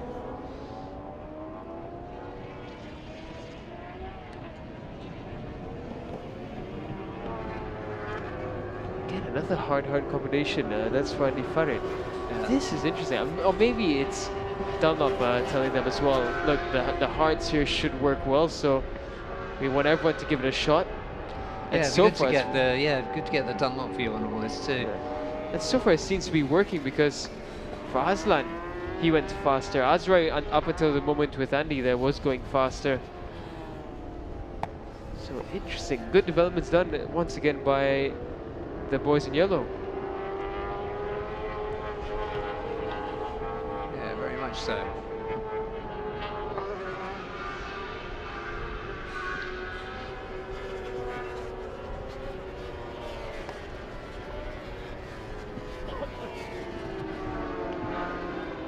Number 24 going through there is Happy White.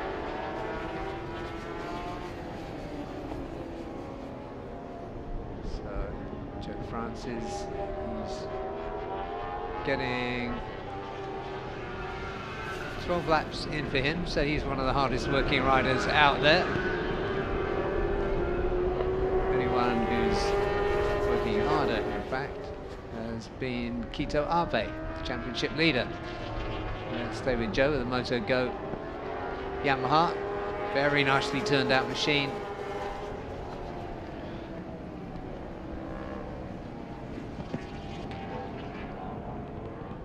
Interesting combination of shades of blue and yellow.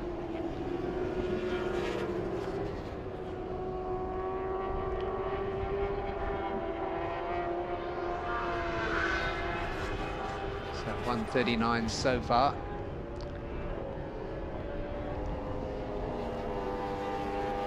It's going to be quite a challenging track to come to for the first time on a superbike. So much precision needed. Yeah, I find this Mandalika track, the layout's quite intimidating, because you're flowing really fast through these bends, especially imagine on a superbike, and you have to get the lines inch perfect, because you mess up one line and the next few turns are just completely gone. Yeah, that's it. And you lose the time as you're trying to get back onto the ideal line. Happy wants to set his personal best at 37.4, so he's finally got that BMW going. Lachlan Epis is on an improvement. It's on a big improvement actually. Let's see if we can find Lachlan Epis, because Lachlan is currently on course for a high 36. Yeah, Lachlan is really on it. Sector 3 as well. Yeah, it's been done before on the on his 24 machine.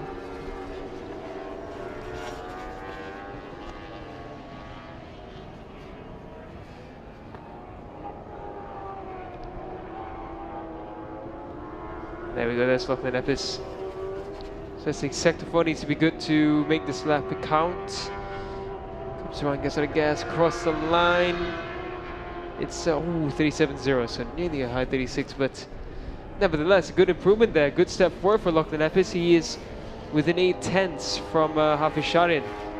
Yeah, and indeed his previous best time here at Mandalika.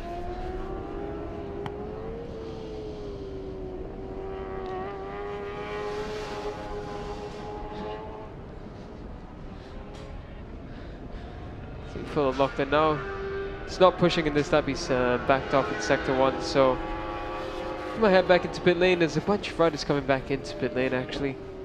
Got Hafiz, Aslan, Kito, Zakhan Zaidi, Andy Farid, and all of them back into the pit garage.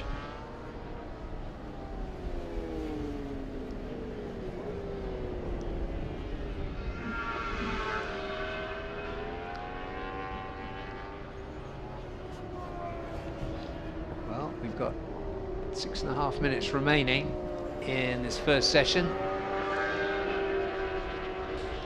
They'll be back out again just after lunch, and then they'll complete the free practice day proceedings at just after 5 o'clock this afternoon.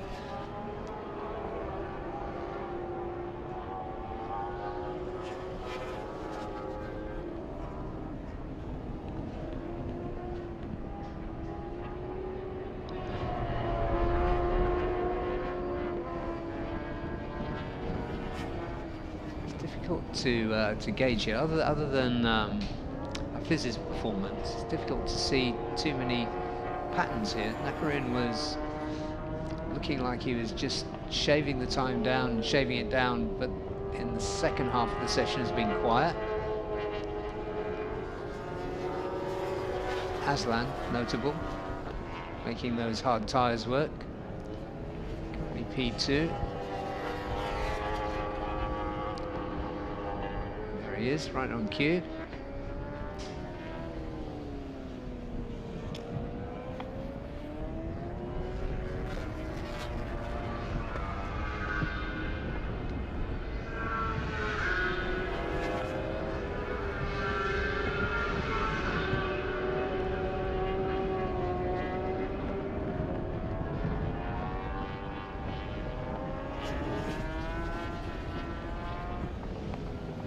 We need to see Kito come back out again after some adjustments, but as of right now with less than 5 minutes remaining, oh, just say that he does come out, so we'll see one push lap at least finally from Kito Abe. The gap is absolutely tiny between the top 4. Yeah, it is. And yeah, Aslan Shah, he's due a good result this season. We haven't seen him on the podium yet. Yeah, incredibly. A1 Energy sets everything up a bit last minute, but they have shown up quite well and they are improving. They look like a proper team now. I remember in round 1 it was still the mostly white livery. Oh, big chatter there for Apiwat. Yeah. Yeah, it's just a mostly white livery, and now they've come with this nice baby blue color. It looks proper. Yeah, yeah, really distinctive. And yeah, notably, they're running very different setups, aren't they?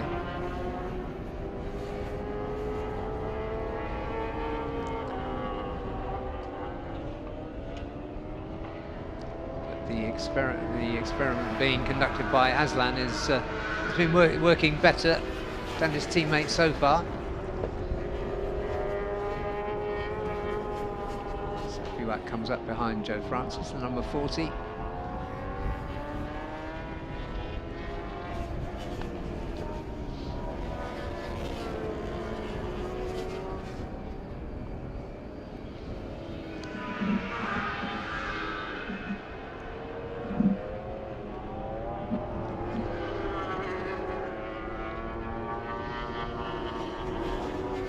Second, covering the top 8.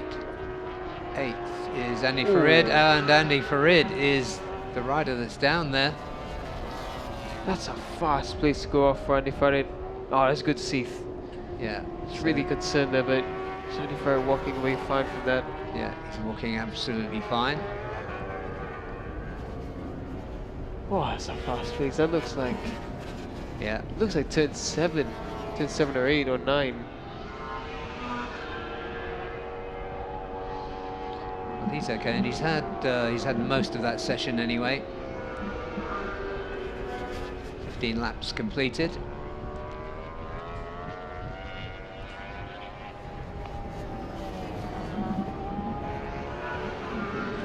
Yeah, it looks like a new exhaust system on Hafiz's bike. I'm not too certain, but I don't think they were running those carbon mufflers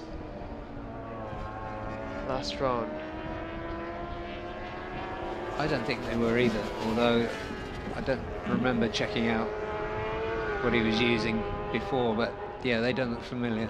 Yeah, because I'm pretty sure they're running the normal stainless steel Akrapovic system, but those look new, so maybe some extra upgrades for Hafiz.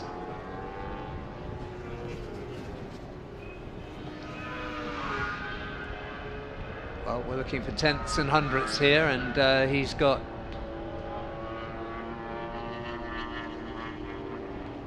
two tenths on the rest of the field in this first session. As we get into the later stages of it, and nobody looking like threatening that top position for Hafiz. But it has been a really good consistent session for him. He's one of the first riders really to get on it. He's completed 15 laps now. Yeah, and then this lap that we just saw, he sets the fastest fourth sector and clocked in at 36.2, so he's not fast on just one lap, he's consistent. This is very good for Hafizh. Tyre change there, I think. Check this, Daniel. Yeah, medium front, hard rear. Yeah. So if I remember rightly, we saw him on hards, then mediums, then medium hard. But running really good pace throughout. Ooh, and he's up in sector 1 as well. Hafizh might be trying to dip into the 35s. Best so far, 136.254. Let's see if he's going to close out this session, his first practice session in that kind of style. Yeah, tell you what, again, the same pattern for the Supersport 600. This is the fastest practice session we've had in Mandalika. Fastest lap time last season was a 36.3. Hafiz currently with a 36.1. He's gone faster in sector 1, lost time in sector 2. He's gone faster in sector 3. In sector 4 he did the fastest one as well on the last lap, so let's see. This could be a 35 coming in from Hafizh as he comes across the line. 35.982. Well, he did close it out in style. And once again, Daniel, you called the time right. I wish I could see those little cogs spinning. I imagine them as like little number tumblers with numbers on them. Yeah, my maths tutor would be proud. But my Hafizh, whatever they found in Sepang has worked brilliantly for him, and what a way to start. Yeah, 135.4 was the fastest qualifying time last year, and 135.982 in free practice 1 puts Hafizh Shirin Abdullah for JDT Racing Team at the top. Next up, very pleased to see Aslan Shah Kamaruzaman for A1 Energy BMW, 136.373 for him. Nakarina Tirupubafat, quiet second half of the session for him, but also looking really good in the 36.3s. Kito Abe, 136.4. And Ashroy Hakim Anwar, 136.4. 136.6 for Zakwan Zaidi in 6th. And then just outside the 136 is Lachlan Efes, he was 7th quickest. Andy Farid Izdihar, late crasher, 8th. Afiwat Wongtanan on 137.297 was his best time. Was 9th. Cameron Dunker for Motogo Yamaha Racing Team was 10th. Joe Francis for Victor Racing Team 11th with a 138.686, and there was no time recorded for Toyu Joe. So that is the first of 3 sessions of the day. We're going to take a short break now, but when we come back, it will be something I've been waiting for, which will be the Underbone 150s. So stay with us here at Pertamina Mandalika. We'll be back in just a few minutes with the first session of the day for the Underbone 150s.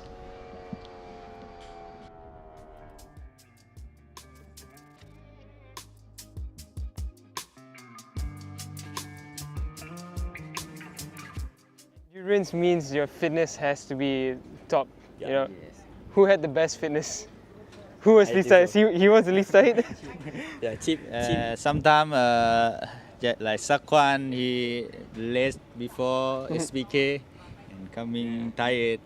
After me join World Superbike, and Yeah. then after that, I go to 8 hour directly. Just one day, not enough the recovery. So in the race time, I feel that so tired because not enough time to recover. But yeah, in the moment the condition is still good. I can manage race, and finally Nakarin make a good job. Always push. I say, please go, and then after that we can manage the time. We know, like, okay, for example, marathon runners, they would need to eat a lot of calories.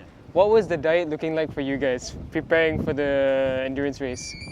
I eat many many times in a day, but not too much. Eat Okay. So just a little bit. and also drink. Yes, for me, I think important to manage the power, energy with myself. Sometimes I feel good and I try to push, but finally at the end I coming drop. Down. Yeah, I have this experience. Yeah. Maybe also I have more experience before. I can manage well. Before start the race, Yeah. we made some health. I mean, check the health, okay. her condition, how many kilos before the race. Yep. And I think if I remember, I almost lost like 4 kilos from morning to in the end. Yeah. And during the race, I think when you're tired, you don't have want to eat something, you know. Yeah. No hunger at all. Yeah. But that time you have to eat, because if you don't eat, you will feel your body not enough rest, power, and but we stand by many things like gel, bar, and some rice with tuna. I don't know. Sushi. Okay, sushi roll. Yeah. So drink a lot, Yeah. and just that, I think, but still not enough. So I would say the result that you guys achieved wasn't bad at all. You know, you guys were fighting all the way through. What would you guys do differently as a team for the next, if you guys get to compete together again? What would you do different next time? Is it a more just simply push more, or is there going to be a different strategy, you think? We have an idea. Also try to make a different strategy, because always many years I try to understand the strategy. Yeah. It's not easy. We can plan, but always change. Yeah. In the race time, always change, because in the race time we cannot expect can make a perfect strategy, because like example, in the race we have a safety car, so that means we have a difficult situation. Yeah. We need to calculate the fuel again. I mean, in the one stint, the full lap is 28 laps. If a safety car coming, maybe we can make more. Maybe about 4 laps, more than 4 laps. Right. So it's for the team, also the mechanic. I think it's difficult to manage, but seems like very hard for us to control. Yeah, because of the experience, the team have many years to join, so they can control the game. And yeah, of course, I think maybe we have some change with the plan. Also, bike maybe have more upgrade. Right. I hopefully that we can be more faster than this year. Definitely. Like example, I think in Sepang we have a good position and good start, and finally we get the podium. So yeah, I think in the 8 hour anything can happen. Yeah. So I believe that this team can make a good result and maybe one step to the podium. So as you guys mentioned, it was 27 laps each stint? 28 laps. How did you figure out how to manage the tire for that many laps? Because we know that some, like, you know, with for example, even in ASB, sometimes on lap 8, 9, you already start to have a lot of movement. So how do you manage the grip all the way through? This tire have more durability. Yes. When you make many laps, the tire doesn't affect at all. Oh, okay. And you can make like 20 laps, and then after, and you can feel the difference. Like So after 20, then it starts deteriorating. And also, I think for me, the tire is not big problem. Only my body, because you have to manage from first lap until last lap. And you cannot, from first lap you cannot attack. And if you attack, I think in the middle of the lap you will tired, and then you cannot focus to make the lap finish, and after will be disaster, and after when change, I mean example, when I do something wrong in my stint and then Zakwan need to help me again. I mean help the bike result again. So difficult for Zakwan. I think it's not too much to say. Also the feeling in 28 lap, the feel. Oh yes, from full to beginning. It's the bike heavy. Have the movement on the bike. Right. And at the end, the bike coming hard. Also, this thing is more difficult. So the bike is constantly changing as you ride. Yeah, we have to manage how to riding, and also we cannot make a perfect lap like every lap, because some slow rider. Well, guys, thank you so much. We're so proud of you guys for what you guys achieved in the 8 hours endurance. Hopefully we get to see you guys again next year going for it. And if that happens, good luck and all the best for it, and all the best for this weekend. Thank you very much. No worries, guys.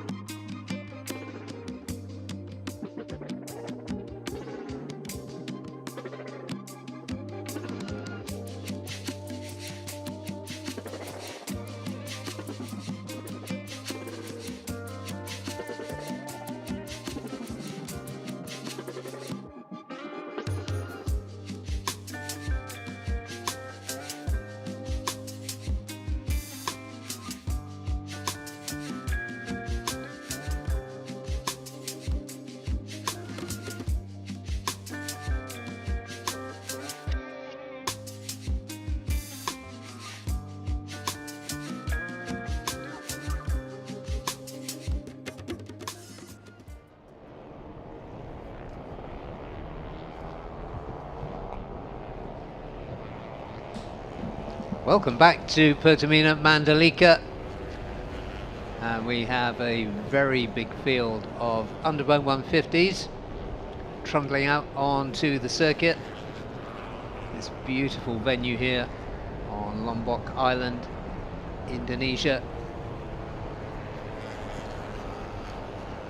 This series colourful in every way that you can imagine.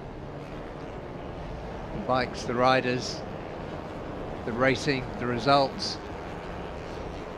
And if at the start of the season you had said, you could have predicted that one of these 5 championships would have a runaway leader, you would never have guessed that it would have been the Underbone 150s, but it actually is. So just to get the blindingly obvious out of the way right at the beginning of this session, Husni Zainal Fousie for Zaya LFN team has won 5 races from 6 starts, and his only other result was a 4th, and he comes in with a 70-point lead in the championship with 150 points, a maximum 150 points remaining from the final 6 races of the season. So go figure, because I've been trying to figure it out all season and I haven't got it yet. And he's on, this is a home race for Husni. So what do you make of it, Daniel? Help? It's unbelievable what he's done. Even in the local national series, he's been dominant. So, I mean, he hasn't set a foot wrong really this season. Husni's just had a perfect run. And the fact is, he could very well become the champion already here. It's a realistic mathematical chance, isn't it? 70 points, he needs 100 points by the end of this weekend. For it to happen in race 1, it's not likely. It would take a, well, yeah, it's just mathematically not. Yeah, but it's feasible that, that he could finish this weekend as champion. So let's hope for, you know, nothing to take nothing away from him at all, but let's hope that doesn't happen, because we like a fight. But my goodness, what an extraordinary season. And I can't think of any other time when somebody's been so dominant in this class, which we know is one of the most competitive. And as we were saying off air just a few minutes ago, it's not as though Husni has won all these races by a mile. It's not at all. He's just timed his last runs and taken them by tenths or thousandths of a second. Absolutely astonishing. So you must stay tuned this weekend, that's for sure, to see what happens in this championship. We got some interesting wildcards as well. I'm looking out for Adicha Fousie. Just a few weeks ago, he went to the VR46 Master Camp, well, sorry, the ranch, under the program that they have partnering with Valentino Rossi. So he's one to look out for. LFN bringing him in for this run as a replacement for Ricky Ibrahim, and speedy recovery to Ricky Ibrahim. It's a horrific crash, and we do hope to see him back soon. Yeah, very much so. Yeah, speedy recovery. And another rider I'm excited to see back in this championship is the number 138 on a Honda, is Wawanwelo, who has had some sensational rides as a regular rider in this series. I haven't seen him for 2 seasons now, I think, but it's great to have him back. So do keep your eyes peeled for the number 138. Keep your eyes peeled for the number 87 as well. Najwa is at Bahudin, the 2023 champion. There he is, the number 87 for Uma Racing. He's been plagued by mechanical problems that have kept him out of contention this season, so fingers, toes and everything crossed that he has the weekend unencumbered by mechanical issues.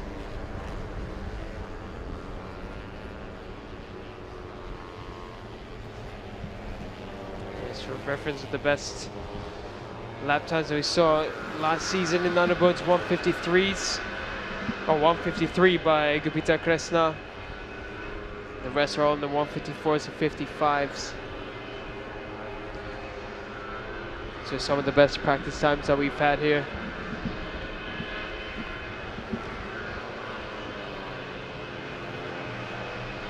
Yeah, just a few lap times flashing across. On my Fazil Sham, the first into the 55s, 155.926.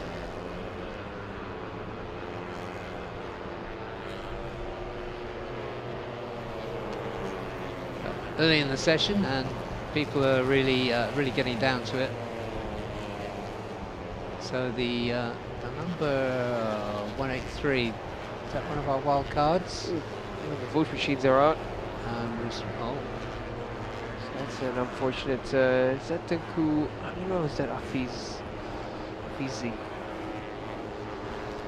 I catch the number there, but yeah, for either Tunku Amural and Afizi, it would be the first trip here.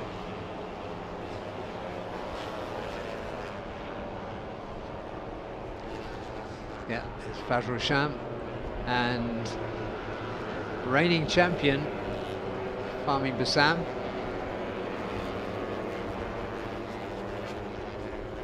A couple of DNFs, but has been on the podium 4 times. I think they're all P2s actually. So it's not as though he's done a bad job this season, but he's just far adrift, 30 points adrift of Husni.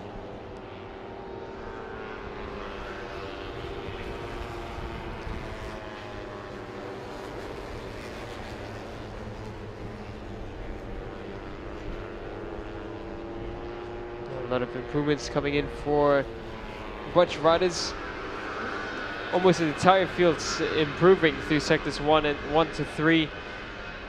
Husni, championship leader, goes up with a 55.6. Dimas has been looking good this morning. 155.2 for him. And the first 54 has been achieved, and by Ahmad Fazl Sham, 54.9. Okay, well, no surprise to see the veteran at the top of the timing screens doing a job, but that's a nice early showing from him. Good jobs from the wildcards as well. On Rizwanto in 7th, Hendra Rusadi 8th, Daniel Damar 9th, Waman Wallo in 10th. Yeah.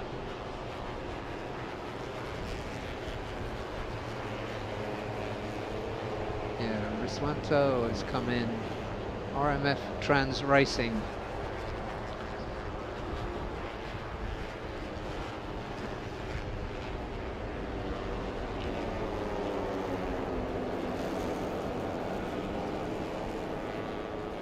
And there is the number 143. The rider with a huge target on his back, Husni Zainul Fousie.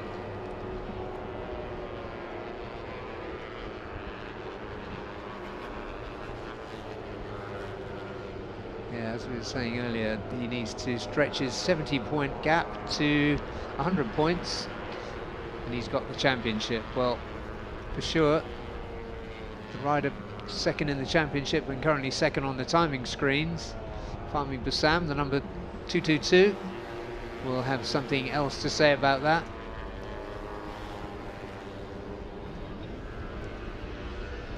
Husni on a 155.7 so far. Number 24 goes through there, that's Pirapong Lui Bin Peng, team 1 for all rider, as they go past the pits.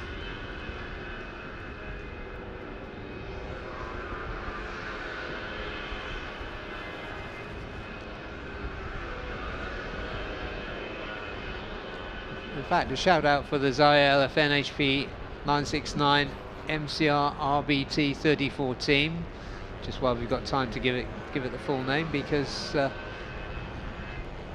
Husni has won 5 of 6 races, and the other race that he didn't win was won by his teammate Gupita Krishna.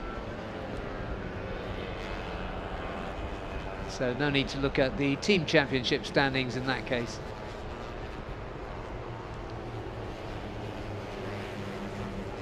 Husni now at the top into the 154s, 154.477.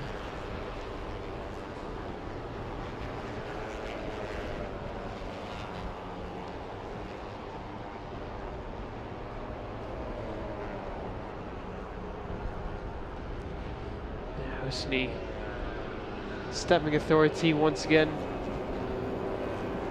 I'd say it is impressive for Ahmad Fazl Sham this season.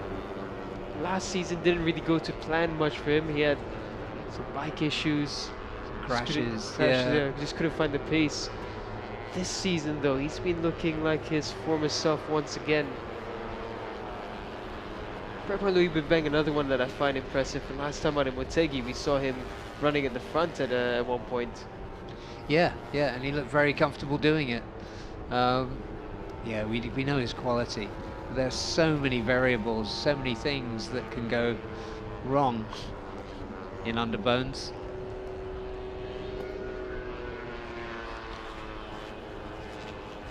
Afif Amran and Akir Aziz are having a really quiet morning practice one. Afif is down in 18th with a 58.8. Akir is down with a 59.9 in 24th. And it looked like they were improving the last round, so Yeah. strange. We just got a glimpse of the number 43 of April King Moscato. There's the 87 of Nazrul going through there. And right in the middle of the screen there was April King.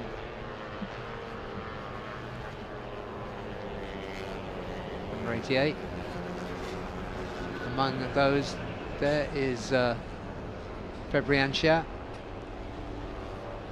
There he is, Fabrian Shah. He's got his hands full there with the number 145 of Daniel Demar.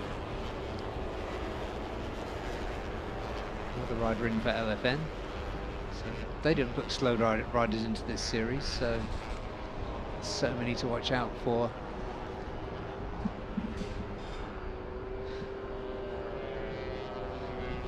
Once again, we're seeing quite a few track limit notices on the timing screen here.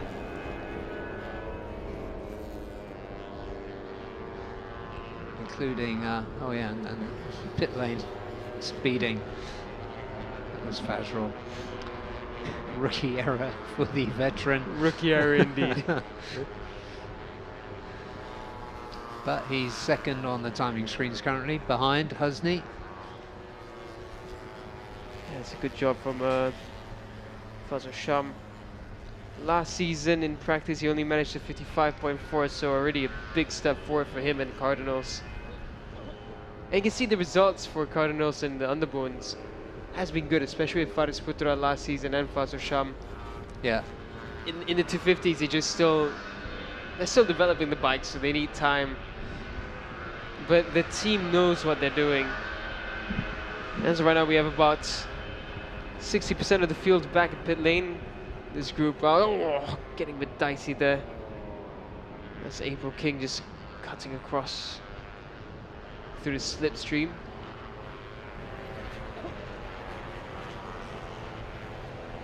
Fabian Shah in the back of this trio. Yeah, there's April King, John Emerson and Gita, the number 25. And Fabrian Shah. There they go.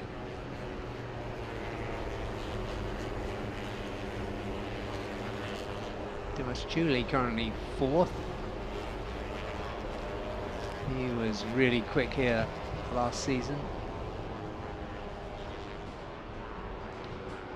Just staying with these riders here, a little bit of cooperation perhaps going on there between John Emerson and Gito and his compatriot, April King Moscato.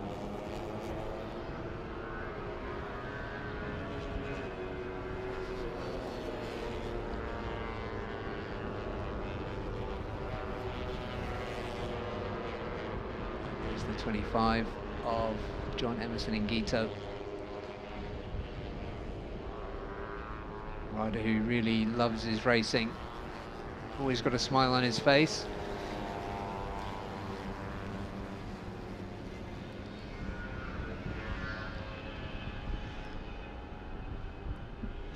A lot of the top contenders have gone back into the pit lane. Good improvements from John and Daniel Damar, 7th and 6th respectively.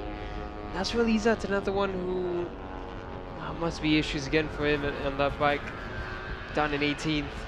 Yeah, 158.5 his best time, so that's probably 5 seconds off what he's capable of doing around here. Race winner here in the past as well, so Yeah. he knows how to go fast around Mandalika. Yeah, that He had 2023 a first season. and second in yeah, 23, first and didn't he? second, The indeed. first time we came here, yeah. I think it was Arai Agaska, the one that Yeah, second race. yeah. He was the precocious young talent that came through and pipped him by about 1/1000th of a second. Yeah, that was a proper photo finish, that one. Yeah. Here's Hendra Rusadi. Hendra finds himself in 8th position, and that's really good from the wild card, and a really easy bike to spot as well. Colors reminiscent of the movie star livery. Yeah.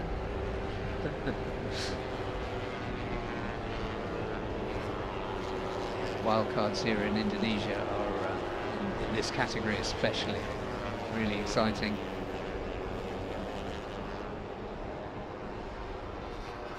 Argia Farrell, there he is. Very nice and easy to spot out, to point out with those colours. 279. Bright blue, bright yellow. Okay, noted.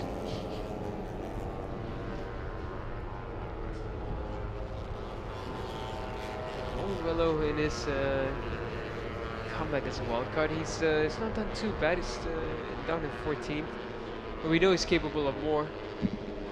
Of course, the difference is he's riding a Honda now, Yeah. so similar to Adicha Fousie, just needs to get the hang of things, and eventually, as Adicha has proven a couple of times already, he can find his way to the podium positions. Yeah, Honda's not quite showing yet. Yeah, it's only- Wildcard Arn Riswanto, quickest with the 156. Oh no, sorry, no, it's Balea Itulah. Massaron. Yeah, Budley, the top Honda for now. The Honda, it's, I mean, I've seen it with the local Indonesian championships and the Malaysian championship as well. It's there, but the Yamahas just have that extra edge, and I think it's just down to development. There's so many teams running Yamahas, so many different parts manufacturers, so the potential on the Honda is very much apparent. It's just a matter of getting it together. Yeah, on a circuit like this where, you know, like nimble handling is important. Yeah, it's interesting. Well, let's see what the Honda representatives can do.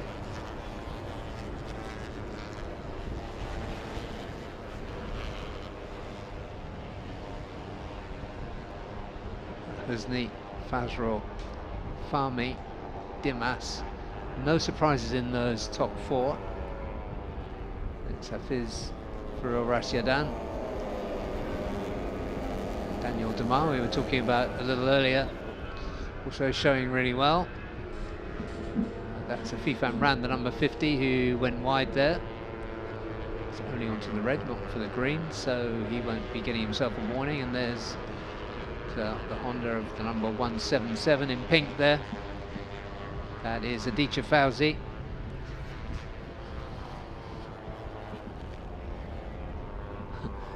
Selection of lines being taken there, including a shortcut.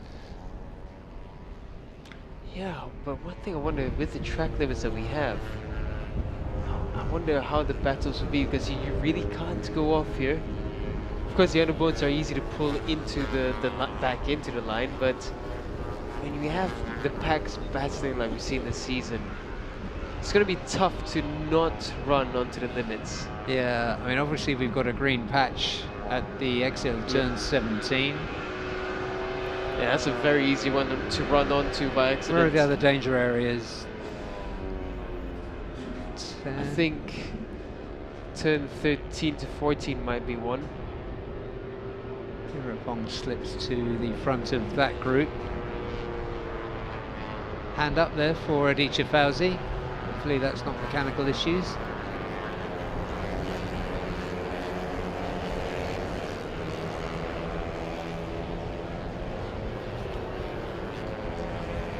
There goes Pirapong.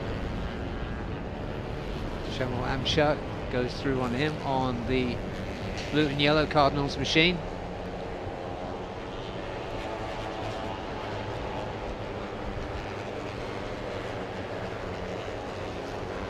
There goes Shamil Amsha, his teammate Fazrul Sham. 0.4 off the best time, second best time of the day for his teammate, the number 11.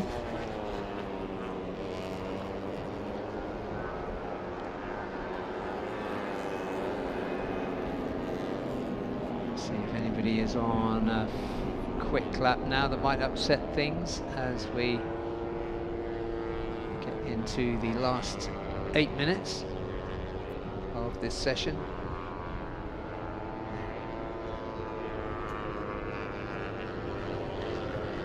Staying on board there with Shamal Amsha.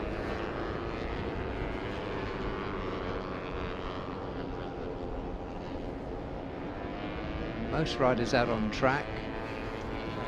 Top speed belongs with Fazrul Sham. 166.4 kilometers an hour.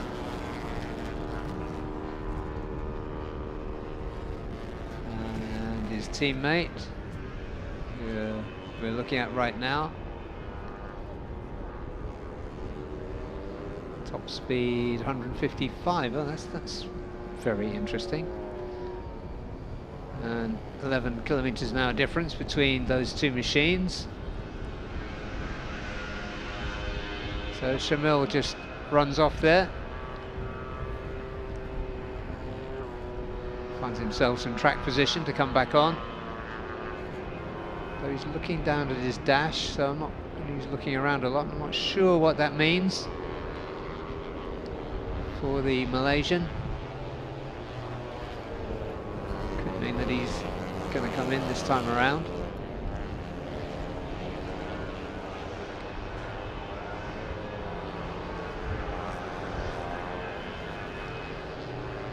Jordan Bardaroo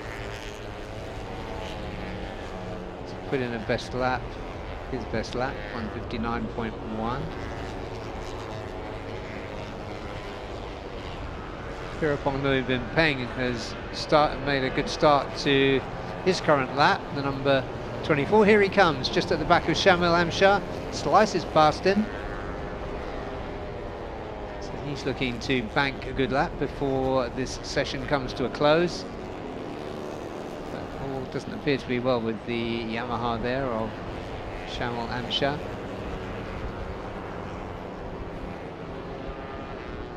Yeah, the rest of the field just going past him there.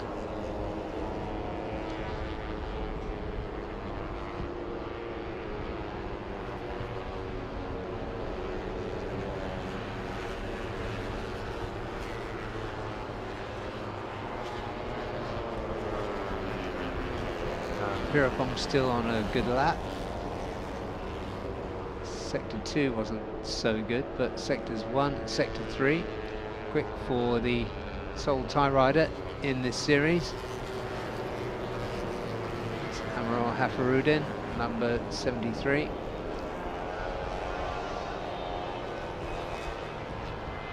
The 83 is Afizi Subat.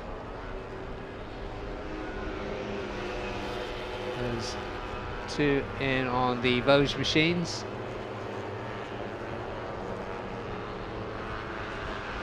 Currently down in the 208, so running together, learning all the time. We do welcome another manufacturer in this series, and it'd be good to see those Vosges machines improving. But unfortunately, they're holding up the timing screen at the moment. Amaral on 206 and Fisi on 208.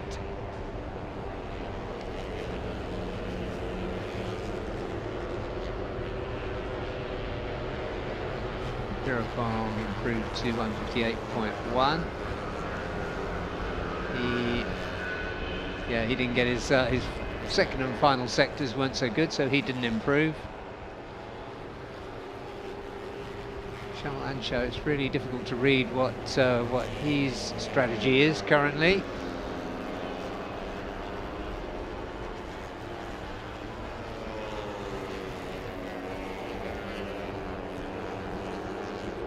Lots of track limit infractions being recorded here by race control.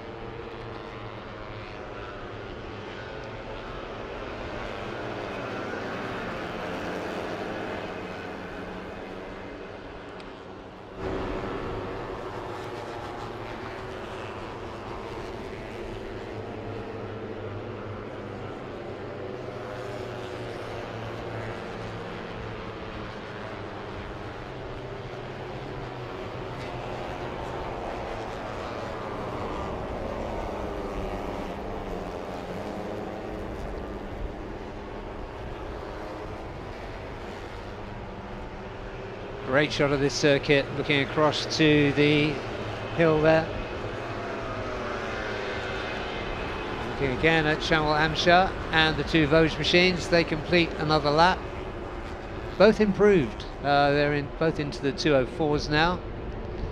That's progress, which is the most important thing. Ahmed Fazrul Sham is back out.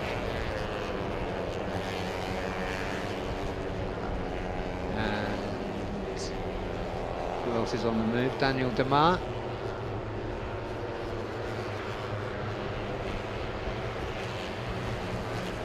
Number 9, those are the two yellow machines. There's Pirapong, number 24, with the yellow lower fairing there. He's still on the move, Pirapong. Currently 20th in this field of 30. FIFAN Ram, the number 50 on the pit bike machine.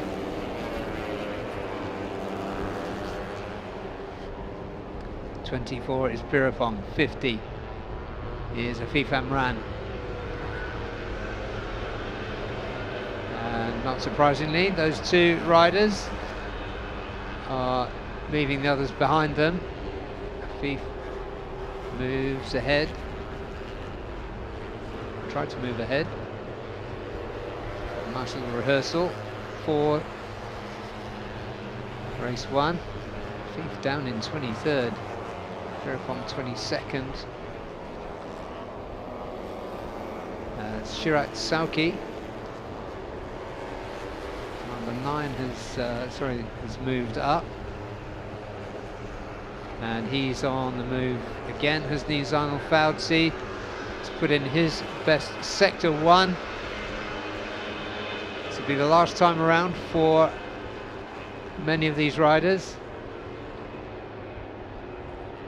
40 seconds remaining, so this will be the last time around. Number 23 going through on your screen there is Gupita Krishna, a former 2-times champion.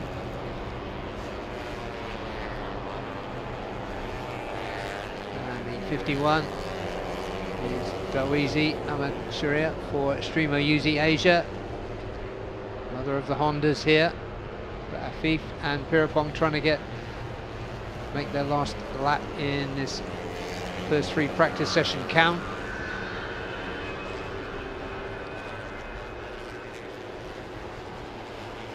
Shamil's pushing now.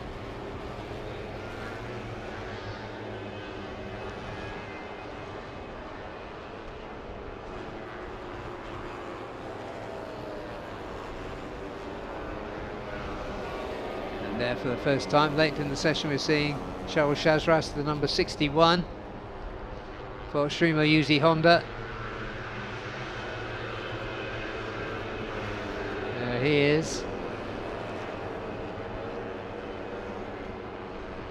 Way down in 27th currently. Dimas Julie, he was fastest in qualifying last year, currently 7th.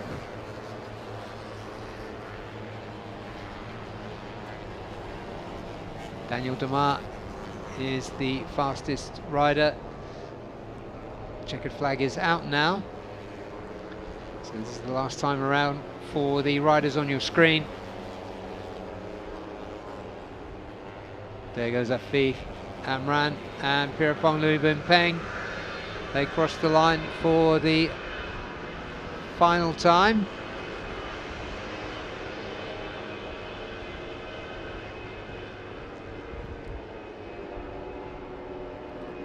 So nice little bit of action by some of the replacement riders and wildcards as we complete this first session. We'll see the Underbones out one more time today in the afternoon. Scheduled for 14:10, 2 local time, which is GMT +8. As we take a quick look at the local flora, and Daniel Dama came up late for Yamaha LFN HP 969. No surprise for them to put in a fast rider as a wild card. 154.399 was his best time. And second, Husni Zainal Fousie, the runway championship leader for Zaya LFN HP 969, second. Third, coming up late in the session, Shirat Sauki with GG Galak Racing Team. Ahmed Fazrul Sham, who had a really good session for Cardinals Factory Racing, was fourth. Fifth, Hafiz Faril Rashidan. Sixth, Fahmi Bassam, 2024 champion. Dimas Juliet Moka was seventh quickest. John Emerson and Gito, good session from him for 4S1N Evo Yamaha. Adicha Fousie with JPNW SND Factory was ninth quickest. Anras Wanto for RMF Trans Racing was 10th quickest. Hendra Rusadi for Wasaka Race Tech Racing Team 11th. Gupita Krishna was 12th. 13th Akira Aziz.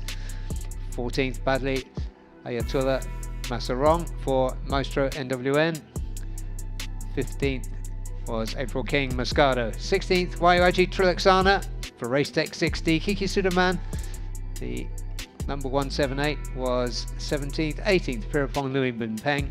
Shamal Amshar, 19th quickest. Masato Fernando for Kobe Sec Yamaha Racing, 20th. 21st Afifan Ran, Pitspike Superfast. Ainjay Sobratodo was 22nd. 23rd Wawanwello Febriantia for Team One for All was 24th. 25th Ardev Arshad for Uma Racing. Nazarul Izzat down in 26th. Shaul Shazrath down in 27th. 28th was Jordan Bardaru. 29th of Fizzy Supat. 2 minutes 0.5 for him. And his teammate for Vosges, Tengu Amarol, was 30th. 31st Ahmad Dawizi, and there was no time recorded for Argia Farrell. So we're going to throw down to Daniel, who has got an interview for us coming up right now. So stay with us at Pertamina Mandalika for a thrilling first day of round 4 of the Idemitsu FIM Asia Road Racing Championship. So we're sitting with 17-year-old Aussie rookie Cam Dunker from Motogo Yamaha. So Cam, how's the feeling so far after the first session? Yeah, you know, first session was good. It's the closest we've been to the front all year in the first session. New track for me also, and yeah, I'm quite enjoying it, and I think we definitely have a lot to improve. Everyone's going to go faster in the next one, so we just got to try and be faster and faster and faster until hopefully the races. So I think we're in a good place at the moment, just enjoying the track and in this new country, and yeah, I think we're on a good path. So just recently, I think was it last weekend or 2 weeks ago, you won a race back at home on the flat track. How's the feeling coming into this round after that one?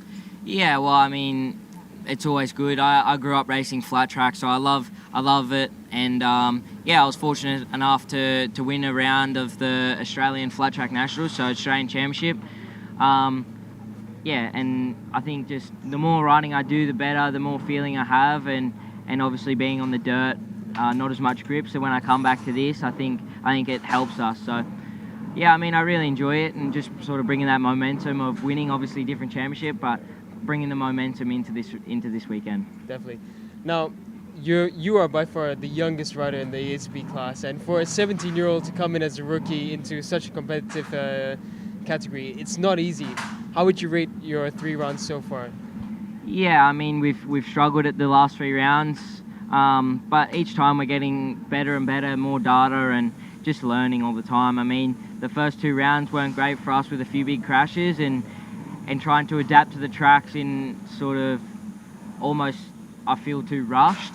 So just bringing a sort of a relaxed mindset into this weekend, and and just trying to adapt to the bike and adapt to the track as fast as I can, but not put too much pressure on myself. So moving into the second half of the season now, what can we expect that might be different from yourself or from the team? Are there any upgrades, any updates? Yeah, I mean, our bike has been getting better and better each round. So I think for the last 2 rounds after this one, I think the bike will only continue to get better, and back to 2 tracks that I've already raced this year, back to Malaysia and to Thailand. So I'm looking forward to that. We've just got to try and finish the year out with some strong results, and yeah, I mean, I don't want to set a too unrealistic goal, but I mean, I'm just looking forward to being in a battle with the front guys.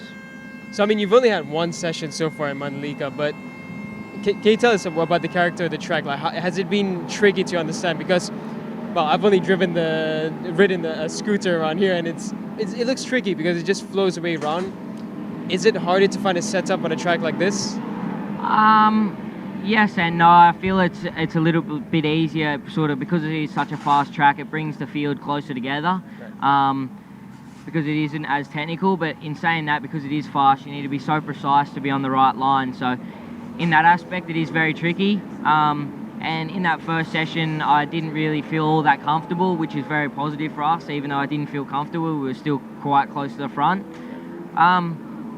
But yeah, I mean, it's a lot like a Phillip Island track that I know very well. So yeah, I mean, I was feeling quite comfortable. Just got to try and get a little bit more out of the bike, and also I need to ride a little bit differently. But I feel we're in a good place comparing to the last few rounds. So one thing we chatted about before we went on air was about you adapting to different tracks. So can you tell us how that process has been? I mean, going to Buriram, where it's just full of straights, hard brakings, and then Sepang with the mix of it, Motegi with the uphill, downhills, and then now here. How's the adaptation process been so far? Yeah, it's been tough, obviously, because our tracks in Australia are a lot tighter, what I'm used to. And then we come here, they're world-class tracks, and also very fast and very wide. So I think just a little bit of feeling, I guess, in the first couple sessions is what I've been lacking. Like, as far as, like, everything's different, you know, the track surface to the heat and everything. But I mean, I think I was just sort of understanding how I need to ride these tracks with these tyres, and I think we're only going to keep getting better. So 3 rounds remaining. What's the target for the next 3 rounds? It's hard to set a target, but obviously I want to be up the front. I want to be winning races, but I think our first goal will be to be able to fight with the guys in front of us, like the likes of Lachlan and those guys. Obviously, maybe not fighting for wins, but at least being in the group and racing people, I guess. That's where I'm going to learn the most, being able to follow people, and that's what I tried to do in the first session then, was just get out behind guys that have already been here and just sort of learn as much as I can, as fast as I can. And I think I'll only keep getting better once I get a bit closer to the fight, and yeah, hopefully it'll be a good jump this weekend, and yeah, we'll see what comes of it. Well, we're looking forward to it. Thanks so much, Cam. Thank you. Good luck for this weekend. Back to Barry in the commentary box. Great to hear from Cam Dunker in some depth there, with Daniel in pit lane, and wishing him the best for the rest of the weekend. Fantastic to have the young Aussie in this series. We're back on track now at Mandalika with the TVs Asia One Make Championship, the first of 2 sessions for them today. They have 2-part qualifying, so what that means is that the 2 sessions they have today will determine whether they go through to qualifying 1A or qualifying 1B tomorrow. So these pre-practice sessions are meaningful for qualifying tomorrow, as indeed they are for the Underbone 150s. So we've got some new riders into this series, but looking at the championship looks very much like a 3-way fight between defending champion, the imperious Hiroki Ono, Ramdan Rosley and Sartak Chavan. there is 16 points between, sorry, my maths is a bit ropey here. Yeah, between those three. Ramdan and Sartak both on 108, and Hiroki Ono on 124. And then there's a drop down to 80 points with Luis Miguel. Spanish rider is getting better and better. He's had 2 podiums, 3 fourth places and just 1 DNF. So he's getting better and better, but the 3 riders at the front looking very much in control. And looking back to last year, they also have track experience on these TVS Apaches. And all 3, I'm just going to check my memory here, but all 3 were on the podium, although in slightly different orders, in race 1 and race 2 last time out. So in race 1 it was a win for Hiroki Ono with Ramdan second, Sartak third, and in race 2 it was Ramdan first, Hiroki Ono second and Sartak third. So very much the in-form riders this year were the dominant riders last year. So let's see what Luis Miguel and others, including the 14-year-old Hunter Corney, the Australian prodigy. Let's see what he can do. On your screen there is the number 13, that's Leandro Paredes.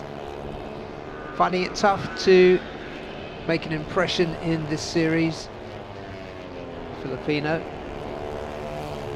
The number 10 there, Rendi, much fancied Indonesian here on home ground. So he's potentially a rider that could come through this weekend. So keep your eyes out for number 10. This is a 20-minute session. We're almost 7 minutes in. And Rendi is second quickest, 1:48.553. And the fastest qualifying time was 1:44.9. That's pole position taken last year by Rish Takahira, who is one of the stars of the AP 250 series this season. So still some time to be shaved off for these TVS Apaches. There is Rendi, the number 10. Hunter Corney, I'm pretty sure this will be his first trip here, so he'll take a little while to get his eye in, as we were hearing from Cameron Dunker, his countryman, during that inter-session interview with Daniel, that this is a track where you need to be really point perfect to put together a good lap. So running the number 25 there, Dexa Alma Alfarazel. Number 4 is Chirag Vishwanath, who has shown us real flashes of potential in the last couple of seasons in this series. Although in terms of the Indian riders here, he has been somewhat put in the shade by Sartak Chavan. There's the number 2, Ramdan Rosley. Ramdan is looking for ways to describe this this rider. He's determined, he's tough. He really is an indomitable rider, and the main reason I say that is that last season, when Hiroki Ono was so dominant, he never gave up the chase. And the reason he's running the number 2 now is that he was second in the 2024 championship. He's a much taller rider than Hiroki Ono. He's worked on getting his weight down, doing everything he can to be competitive, and my goodness, he really is competitive. The championship this year is a lot tighter. than it was. Hiroki Ono has 3 wins from 6 starts. The other results being a P2, a P3 and a P4. Only off the podium once, and my goodness, I remember the disappointment on the Japanese veteran's face when he didn't make it to the podium. Ramdan Rosley, 1 win, 2 seconds and 2/3 and a 5th.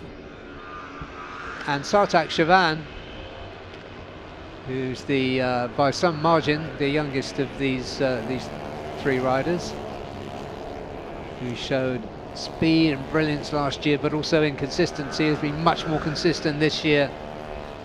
He's had a win, 2 seconds, 2/3 and a 5th. So the championship really finely poised between these 3 riders, and they'll be going at it absolutely hammer and tongs. On bikes they know well, on a circuit they know they go well at. So there is Ramdan just in front of him. He's got Warapong Malahuan. He was the inaugural champion in 2022.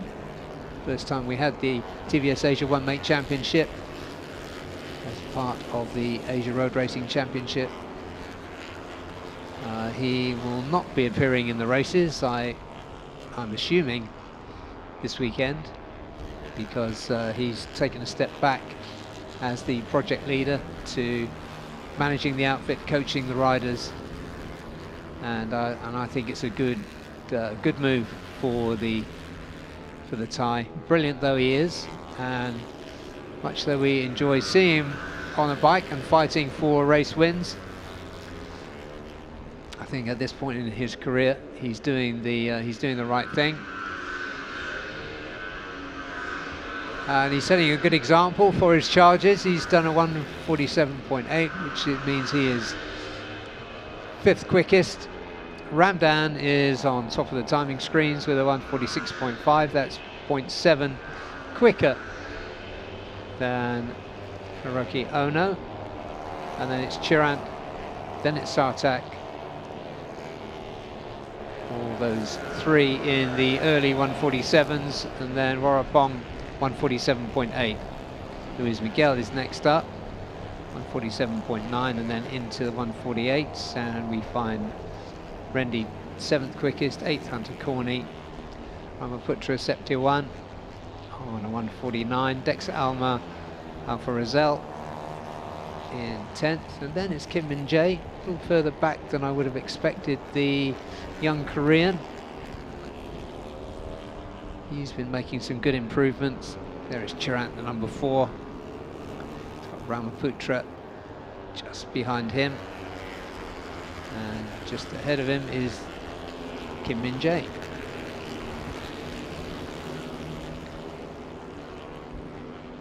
Beautifully turned out machines. It's TVs Asia RR310 Apaches.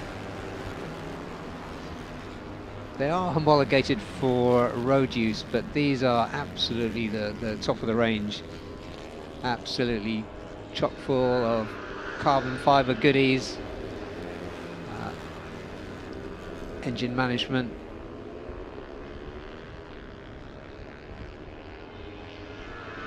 The engine management systems here from A-Racer have been taming the power characteristics of these 310cc singles. As you see the number 16 of Warapong go through at the front. There goes Ramdan Rosley, the number 2. Number 4 of Chirant.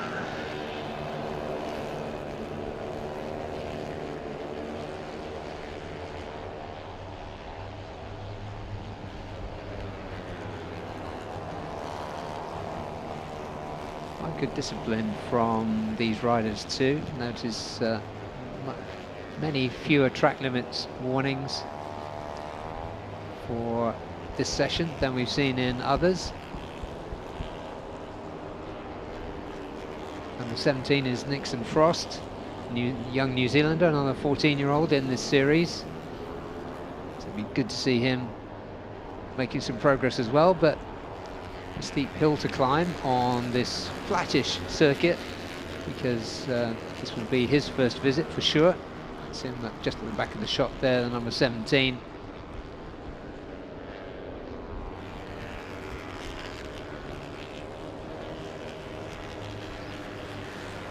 Also got another new entry of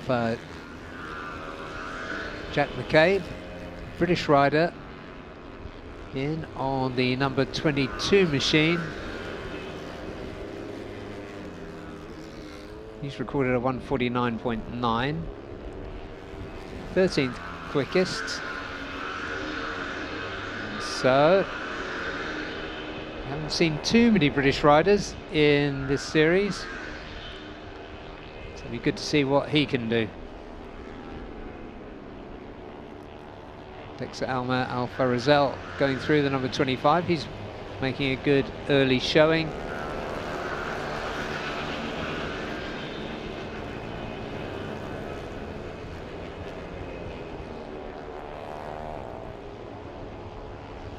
Ramdan Rossi right in the middle of those newcomers there. Number 2, he's got the 25, Dexa Alma ahead of him.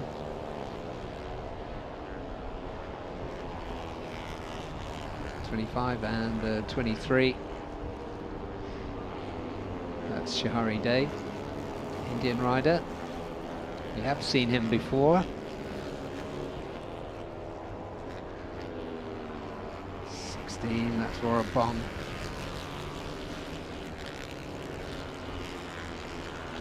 This could be his only session of the weekend, but let's see.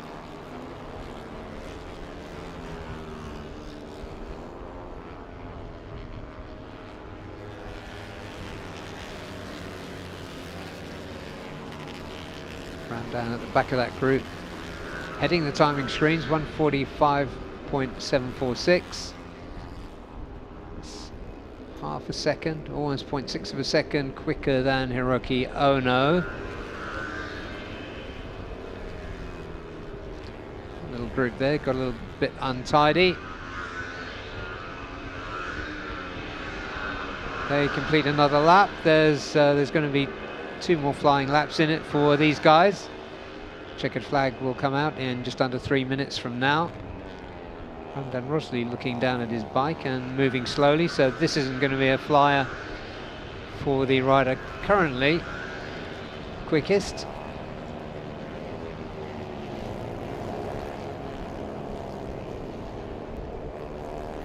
Looking at top speeds on these bikes, fastest top speed 191.2 kilometers an hour. That's with Ramdan Rosli.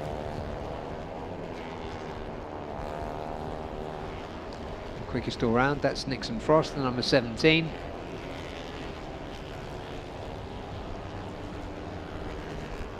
He's running ahead of Leandro Paredes.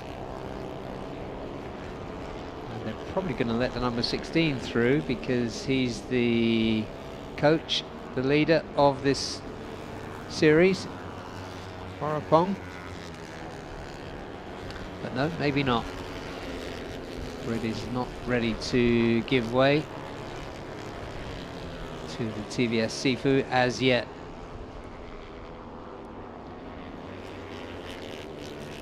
So, first 4 here, Ramdan, Hiroki Ono, Chiran Vishwanath and Sartak Chavan.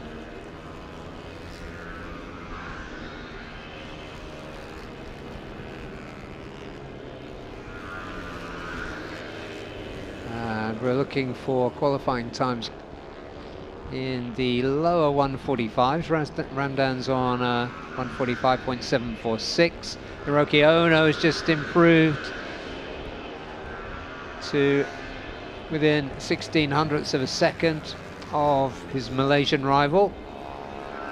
So as we get into the very late stages, Hiroki Ono goes on his late charge, as we often see, and he's moved himself to the top of the timing screen, 145.680, 6600ths quicker than championship rival Ramdan Rosli.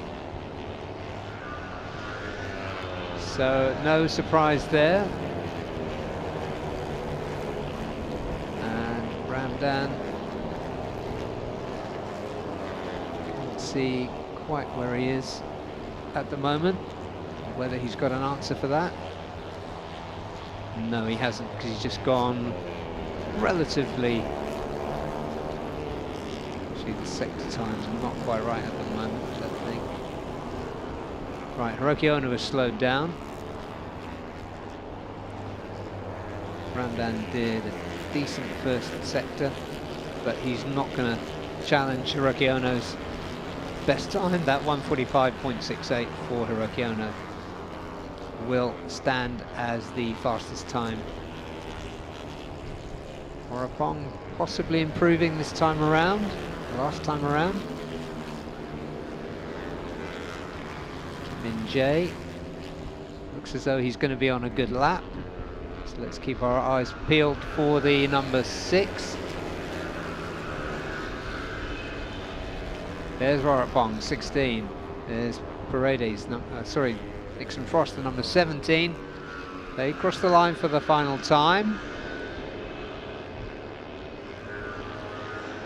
That was Warapong's best lap of the session, 1:47.657, but not enough to improve from P5, but a very fine example to the rest of the field.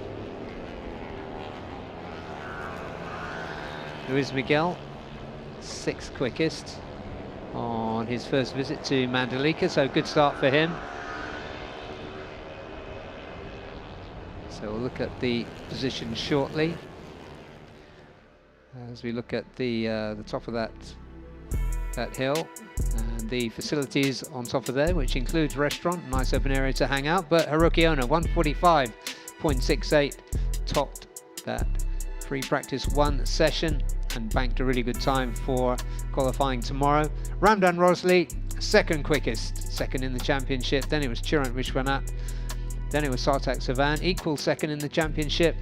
Then it was Sifu Warapong Malahuan, was 5th quickest. Then Luis Miguel, 6th. 7th was Indonesian rider Rendi, and then 8th quickest Hunter Corney. Nice debut for him, 1:47.991 was his best time. Then it was Kim Min Jae, the South Korean rider, finishing with a 1:48.462. Then it was Dexter Alfa Rizal, was 10th for the Indonesian. Then Shahari Dave was 11th with a 1:48.6. Then Ramaputra Septiawan, 12th. 13th Nixon Frost, 14th on his TVS and Asia Road Racing Championship debut, Harley Jack McCabe, was 22nd with a 1:49. And then it was Leandro Paredes, 15th. 15 entries in this TVS Asia One Make Championship. So we've had a look at each one of the classes so far in their first 3 practice sessions.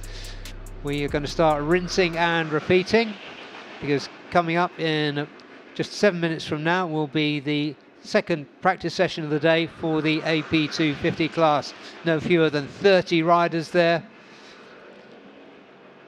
And so we will be having an interview with Daniel coming up shortly, but stay with us and we'll be back with the AP 250s very shortly.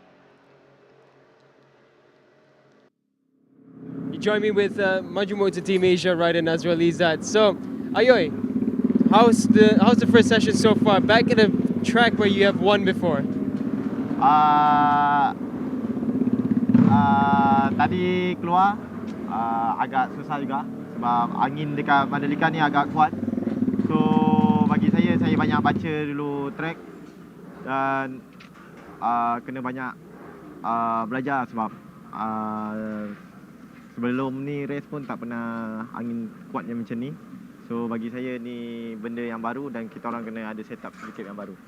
So what Ayoy was saying was that he was still trying to understand the track again, and then the wind was the biggest struggle because they've never raced here with this kind of wind. And the wind is quite strong. We're talking about 20 to 30 kilometers per hour wind. So you feel that on an Underbone bike. So he's still trying to find the setup for this. Okay, so this season has been a bit of a struggle. compared to previous seasons with the technical issues, the Motegi engine issue as well. Can you tell us what's been happening and what has improved for this round? This season very difficult. So maybe my team try the new setup in the Mandalika, and then I hope my bike not broke, and then I hope I want to finish the under podium. I try my best. So okay, just now you talked about the win, right? So tell me, how is the feeling like going through, let's say, like turns 7, 8, 9 with the wind pushing? Is it difficult to control? Rasanya difficult juga sebab banyak kena strategi. So tak boleh duduk first.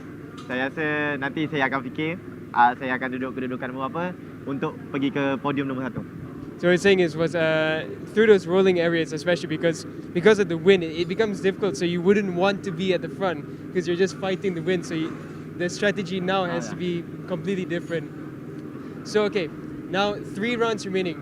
We forget about the last three. So what are your expectations for the last 3 rounds? For this one, Sepang and Buriram? Saya harap pada round ni sampai ke Sepang dan Thailand, saya dapat naiki podium. So his hope is from this round onwards, he's hoping to be able to get on the podium. Yeah. So tell us, on the bike, is there anything technical that is changing that you can let us know? Kalau macam technical ni tak ada sangat.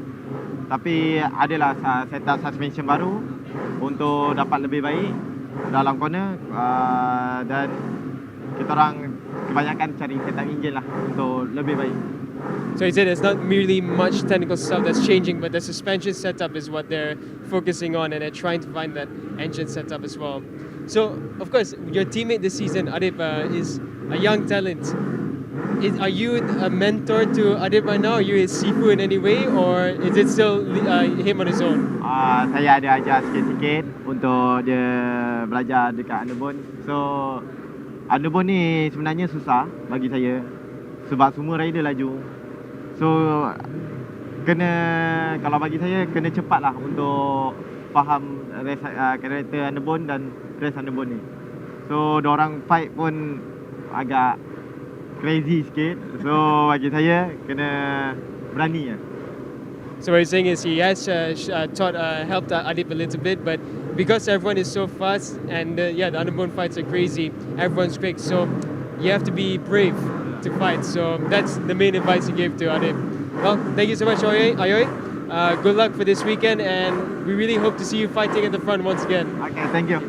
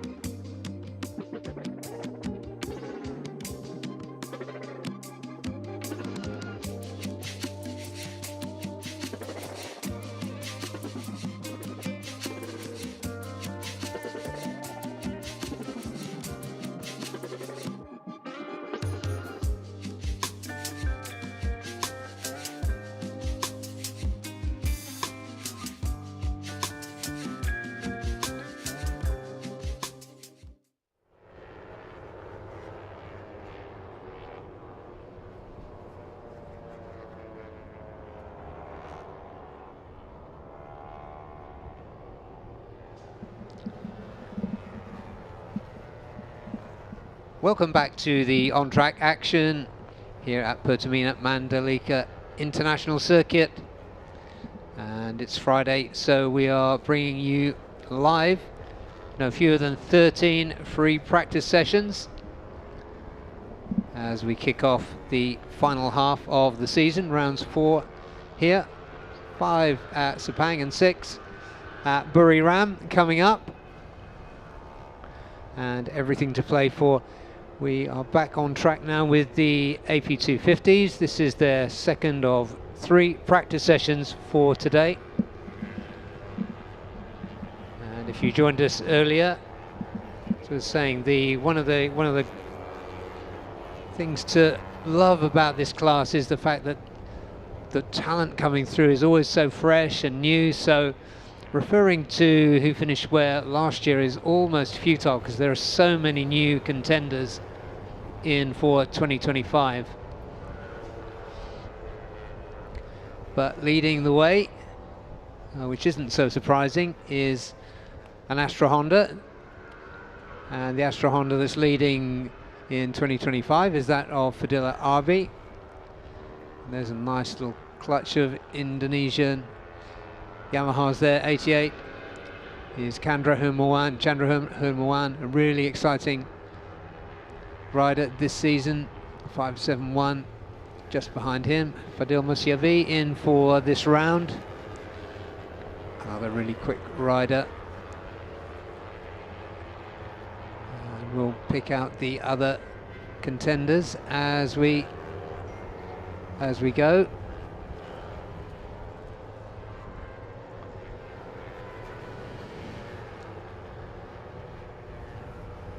So Chandra Hermawan has really excited us this season with his performances. He's currently 6th in the championship. Best result of 2nd in round 1, race 1. And last time out he was 3rd in Motegi in race 2. Number 80 there is Al-Ghassani Priyadi.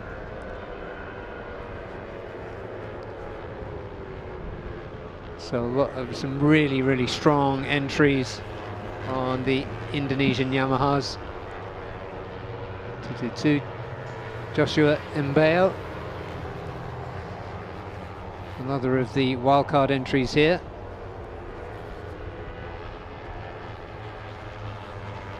So a nice little Yamaha show there.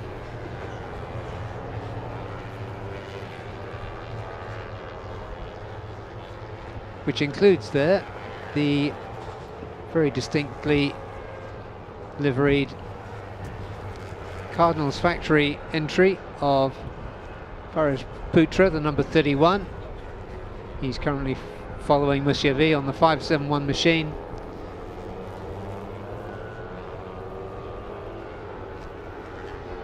Faraz Putra making his way in this class, having stepped up from Underbone 150s. Daniel's just rejoined me in the commentary box. Faraz Putra, he is 16 or 17 now?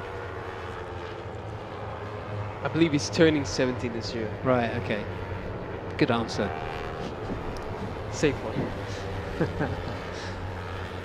Yeah, so a really brilliant young talent from Indonesia in for Cardinals, and Cardinals in this category for the first time as well.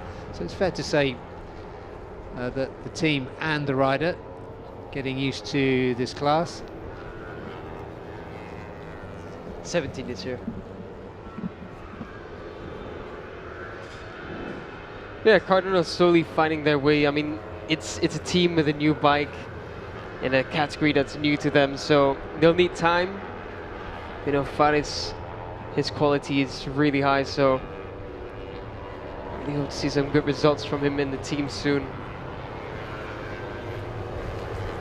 There'll be a track limits warning coming up there. I think that might have been Joshua Mbea who went onto the green on the inside of that, and down goes number 73, which is Gao Jiang for Team One for All on the green Yamaha.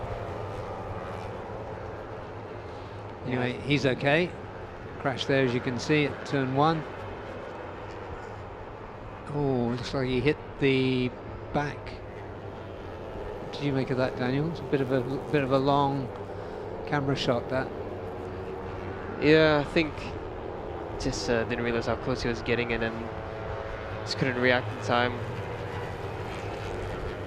It's unfortunate for Gao Xiang. So practice 2, unless he can get the bike fixed up quickly, it's done for him. Looking back at Faris Putra for a second there. Faris still trying to get some mileage into the bike. That's Muhammad Fadil Musavi in the middle of this pack that we're looking. Yeah, very much a Yamaha show now, although Kevin Kintold, number 14, looking a little bit exasperated there. The Indian rider. Not quite sure what the issue was there. At the front of that group is Longnan Zi, Hong Kong rider for Victor Racing Team. And who is this dropping from the skies? Yeah, it's Paralite. Is that a late replacement rider coming in? Yeah. That'll be a good addition. Yeah. And just after that shot, actually, it's quite interesting to see the STG team boss out on the circuit watching their guy in this category, Jacob Sablaya, who we'll be seeing anytime soon, I guess. So, yeah, on screen there, Aiki Yoshi, second quickest, 1:48.1. Murabo Vitoni, 1:47.3. Now, in first sector, fastest time went to Irfan Ardiansha, 1:48.4. So that's 0.9 quicker. So perhaps slightly warmer track temperatures helping here, Daniel? Could be. Could also just be maybe finding a bit more setup, but I think everyone's just starting to find a bit more on the bike, a bit more on the setup. There's RB as well, who's just come back from Moto3 duties. Did a couple of rounds there. Yeah, what a good shot that is. Kritapat, currently second in the championship, RB. And Aiki Yoshi, who's having a good go right now. They always seem to be willing on the Kawasaki's from our commentary perch. And I guess this weekend's no exception. I mean, to their credit, they're doing a really good job. I mean, Nike in this round, and Andy as well, they've really made a huge step. What about Tony? Just unbelievable with the pace as well already. 47.3. So it's interesting now, both RB and Kritapat have an RPM cut. RB with the double cut, Kritapat with just the one. Nike keeping them very honest. He's holding up really well. Yeah, he's making that work. Again, I think just the nature of the way the track flows, I think it helps that Kawasaki a bit more. It's not too many areas where they have to brake hard and accelerate from low speeds. Yeah, they've got Chao Vietnam in the mix there as well. One of relatively few top contenders in this field that were here last year. But the number 99 there, that's Gary Salim on the MS Glow for Men Honda.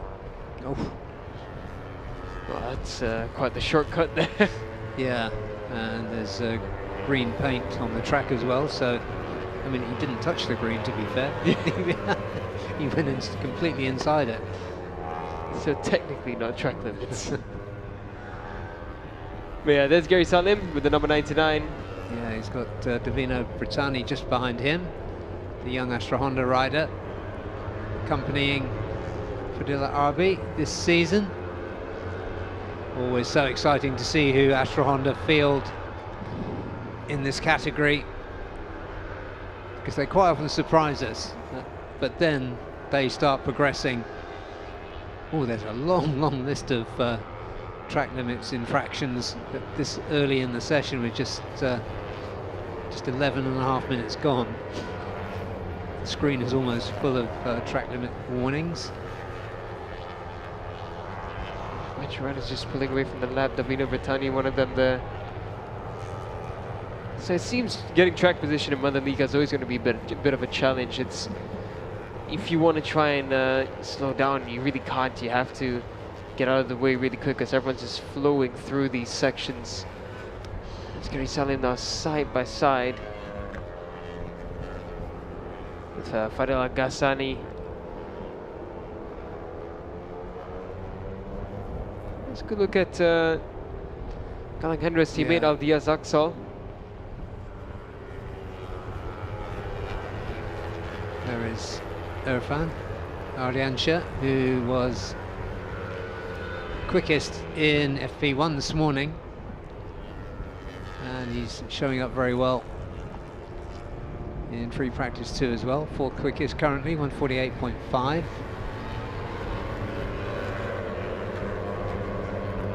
Almost as quick as his best time this morning.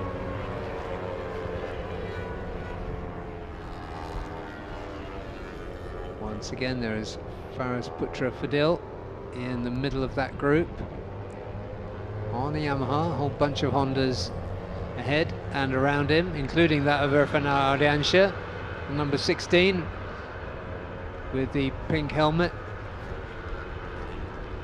Honda of Jacob Sablaya in the mix there as well.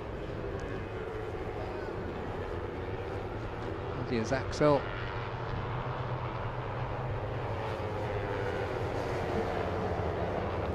Fadila and Davino riding together now. I think that's what Davino slowed down for. He wanted to be within the air of RB's. RB's going to be in a really good form. He's going to have a lot of rhythm in him.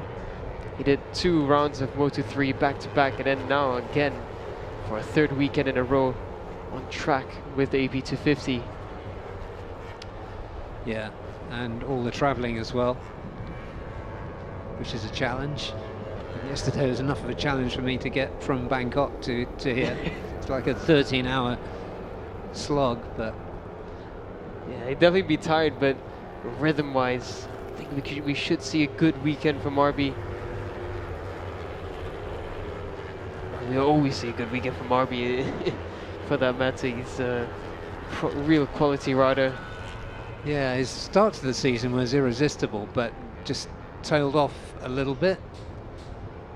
So let's see if he can pick it back up on his home circuit this week. It's all the practice he's getting, although as you said, he's got a 1000 RPM rev cut now. Is it 1000? 2500. 200 each, so he's got 2 cuts now, so 400. Okay.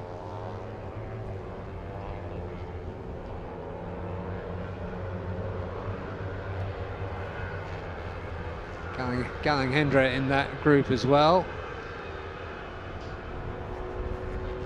He's the number 56. There's a Mekmal, number 124. Yeah, I was Rider gonna who's say, really coming good in this class now. yeah, this run though, I had a chat with Izam and then they were preparing something new for him. I don't think it's worked.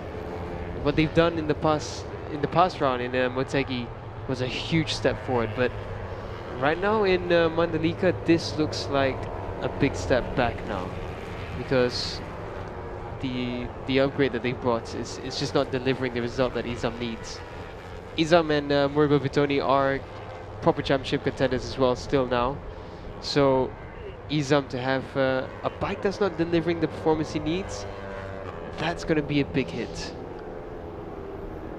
Yeah, it is. Well, let's see if they can pull it around. I'm currently 4th as things stand in the championship. He's had his results in from round 2 in Sepang, 3rd and 2nd, and then he won race 1 in Motegi, but had problems in race 2. But his trajectory is medium trajectory. There he is in the championship anyway. It was good. He wasn't so good on the track then. Yeah, what was an error there from Misam? That was weird. So he just lost confidence in the front. Shunsheng Zhang putting in good efforts. He's found himself into 15th. He's been training in Spain as well. So looks like the hard work paying off for Shunsheng Zhang. Yeah, he has been putting the work in. Yes, good Instagram account to follow. Actually, there's always lots of stuff to entertain for racing and outside of racing. He's quite a character.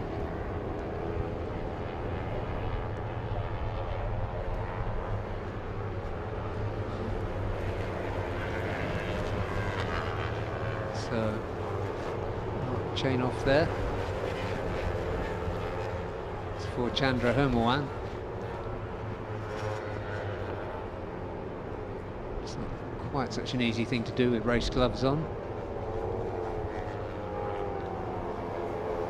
There goes Andy Fadley on the number 108 Kawasaki.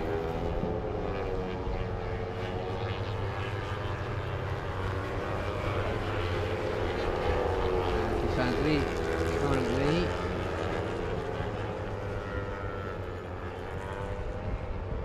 running 6, so this has been a much better weekend so far as he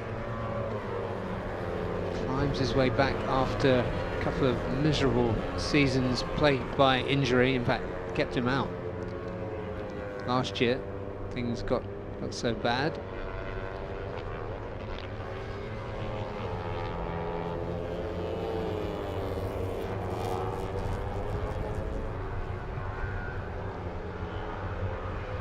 So 11 minutes remaining in this session. Murabo Bertoni, the brilliant rookie, on board for Yamaha LFN 969, making a terrific fist of his debut in this class.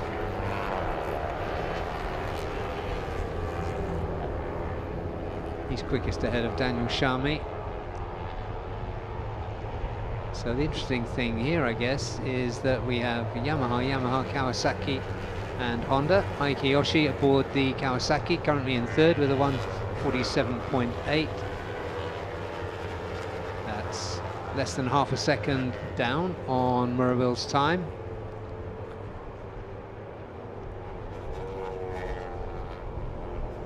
There's the 57 of Daniel Shami. Second quickest, doing some really good work off track there.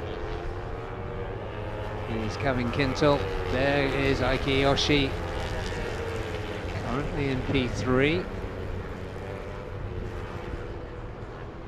Looks like Izam Ikmal is improving on this lap as well. Number 157 there is Murabil.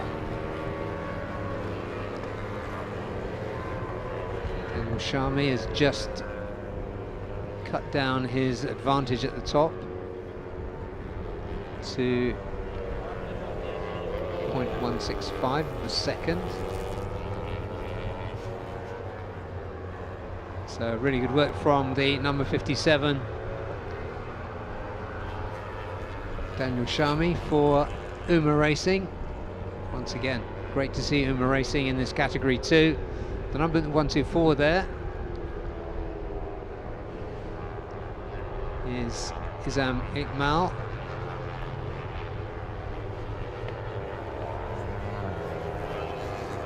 Currently 7th. So that was his best lap. 9 minutes remaining. And Izam seems to have found what was missing earlier. Such an exciting rider when he's on form, as he has been for the last couple of rounds. Hopefully carrying it into Mandalika. but he got out of shape there, chasing Mirabel. Mirabel got out of the way. He doesn't want to play with the Malaysian, his championship rival. They both are in the mix so far as championship potential is concerned.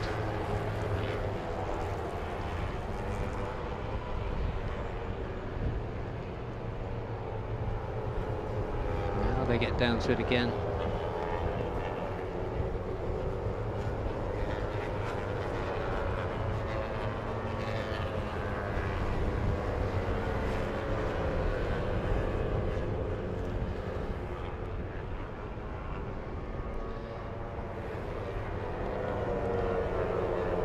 So coming in there is Joshua Mbeo, the number 222.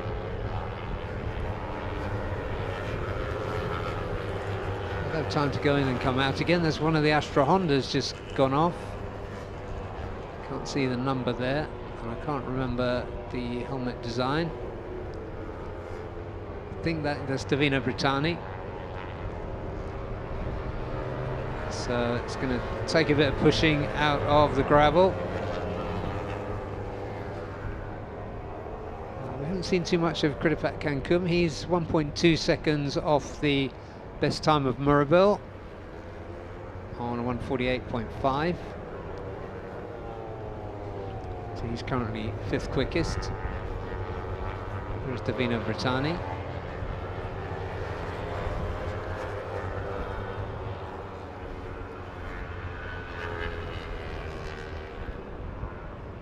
.65 going through your screen there is Chao Vietnam, then it's Kevin Kintel, then it's Davina Brittani,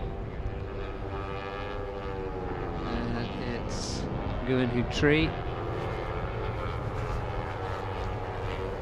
There's Brittani, currently 8th, 1:48.7.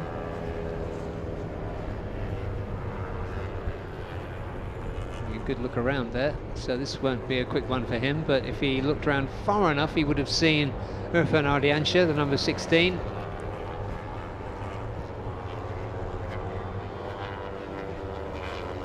See, it could be that Brittani's going to pull in this time around. There he goes.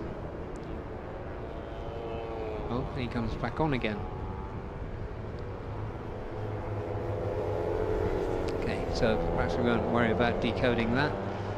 Axel Ismail is the number 69 there. 18 is Nguyen Hu Tri for Honda Racing Vietnam. He's in the late 150s.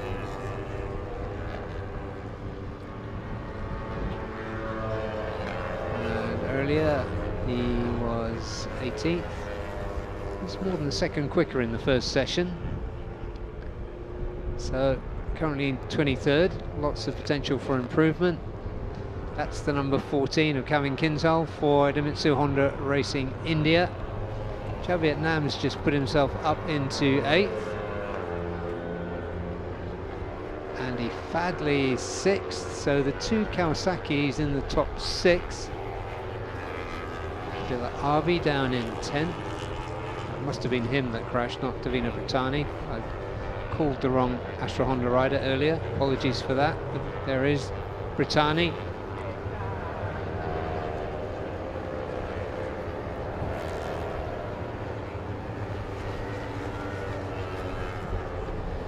Brittani chasing Hu Tri there. Should be able to make his way past. It's a pretty decent session for Brittani.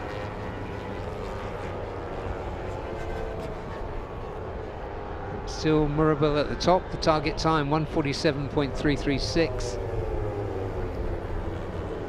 Chao Vietnam on a good lap now. He's just put in his 2 best sectors so far.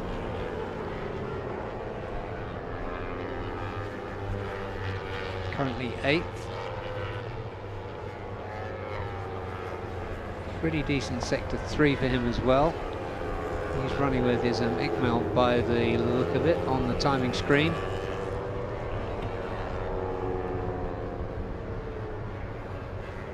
There is Hutri,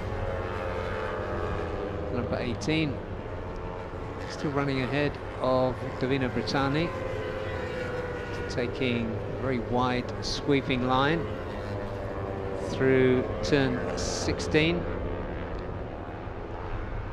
which is a really, really long loop, and back onto the home straight. A lot of riders just coming through pit lane currently. I think they're just looking for track position rather than stopping. The checkered flag will come out to end this 30-minute session in just 2 minutes 45 seconds from now.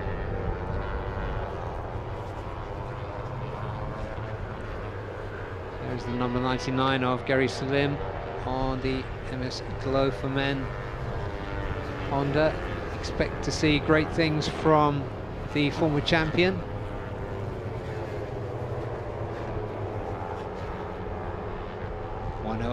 That's Mohammed Andy Fadley, 2 times 250 champion.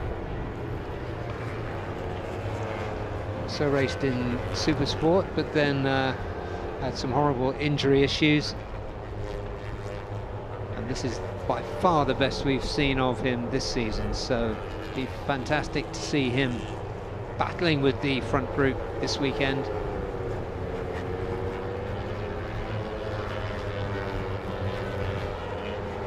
Pat, the number 39, goes through second in the championship. First time at Mandalika.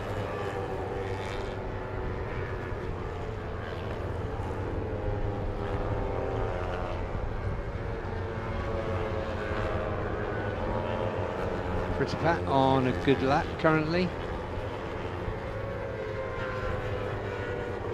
Now 5th. Just behind her, Fernand Anscher.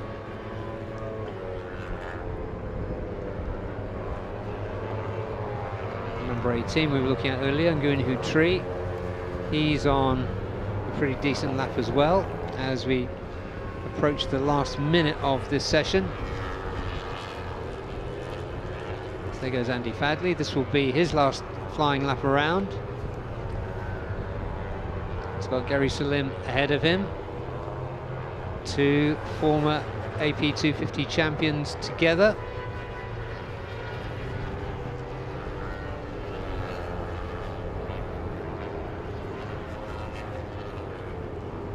Ritterpat didn't quite improve last time around, but he's just done his best sector 1 by some margin actually. So this could be a really good final lap from Krittipat, currently 5th. Oh, and down goes. Obviously that's a Yamaha, but I can't see who the rider is or the number on the machine. Looking a little bit dazed, but hopefully okay.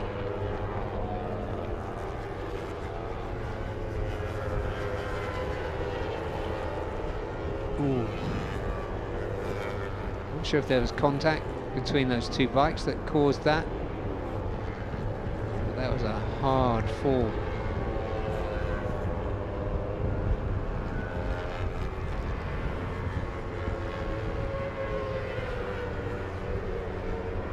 So Mirabel Vitoni is in the pits and on top of the timing screen. That's Krittipat. That's Krittipat because he did a very, very fast sector 1 and then didn't appear for sector 2. So that hard crash there was Krittipat Cancun, 2nd in the championship. He looks okay now. He's a little off balance as he picked himself up in the gravel trap. So he looks to be okay.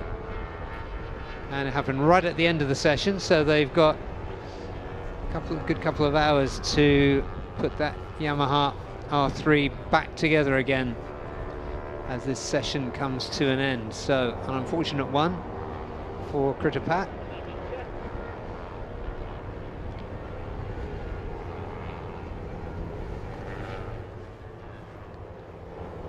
can see quite a nice breeze blowing across. I mean, it's nice if you're outside.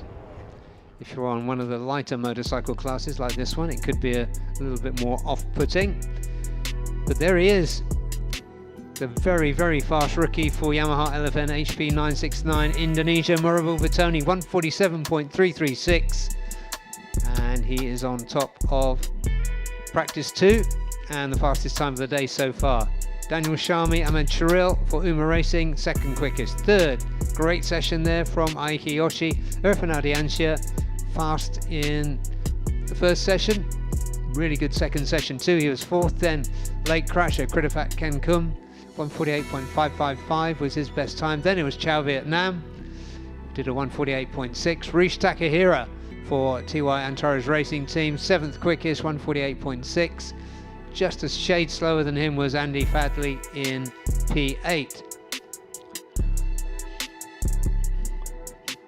Ninth in that session after what looked like some early problems is Ikmal, so decent showing from him. Then it was Astra Honda's Davino Brittani, quicker than his illustrious teammate Fadila Arbi. He was 11th. 12th was former champion Gary Salim on the MS Glow for Men Racing Team Honda. Irfan Haikal was 13th. 14th, Aldiaz Axel Ismail. 15th was Kevin Quinto. 16th, Galang Hendra. 17th, Shinchon Zhang for TY Antares, 149.397, very decent. Nguyen Hu Tri for Honda Racing Vietnam, 18th, number 18. 19th, Chandra Hermoan. Joshua Mbeo for Yamaha AMS Carglass. Then it was Gao Jiang for Team One for All, had a crash in that session. Then Alfred Sablaya. 23rd was Jazil Jarami, the Singaporean rider, on for Team ACR. Faraz Putra for Cardinals Factory, 24th with a 150.6. Fadil Musyavi was 150.899. Then it was Johan Reeves Emmanuel for Idemitsu Honda Racing India, 26th. 27th, Fadil Al-Ghassani Priyadi for Yamaha Racing Indonesia. Then Liu Guang Yuan for Team One for All. Then Longnan Ze for Victor Racing Team, 154. So only 29 riders out of 30 out in that session. So next up will be the second session of the day for the Supersport 600s, but we will be going back to Daniel for another half-season update interview. So stay with us. We're at Pertamina Mandalika, and we'll be back with you very soon. Joining us in front of the JPNW garage with by my side Adicha Fousie. So Aditya, apa kabar? Baik. Right. Okay, so I'm going to translate the questions as we go along. So I'm going to ask him how the first session was today. So Aditya, bagaimana sesi pertama hari ini? Ya, tadi sesi pertama ini alhamdulillah lancar. Saya banyak mencoba di beberapa engine dan setup suspensi aja. Yeah, so he said it was good. He's just been trying a lot of setups, mainly with the suspension for the bike. So motor baru untuk musim ini. So yeah, the question I'm going to ask is a new bike for this season, and how's the adjustment been with the Honda? So motor baru untuk musim ini. Sejauh ini bagaimana perasaan Aditya dengan Honda? Sejauh ini dengan motor baru, engine baru juga Honda, banyak yang saya coba dari round 1 sampai round sekarang, terutama di engine. Mungkin kita dengan tim masih banyak yang harus diperbaiki, masih banyak riset, masih banyak yang harus dicoba juga. Udah itu sih. So he said he's still trying to find, with a new bike, new engine, he's still trying to find the feeling, and the main thing, the team's still trying to find the setup with the engine, and they've been having to reset and refine the setup and the feeling.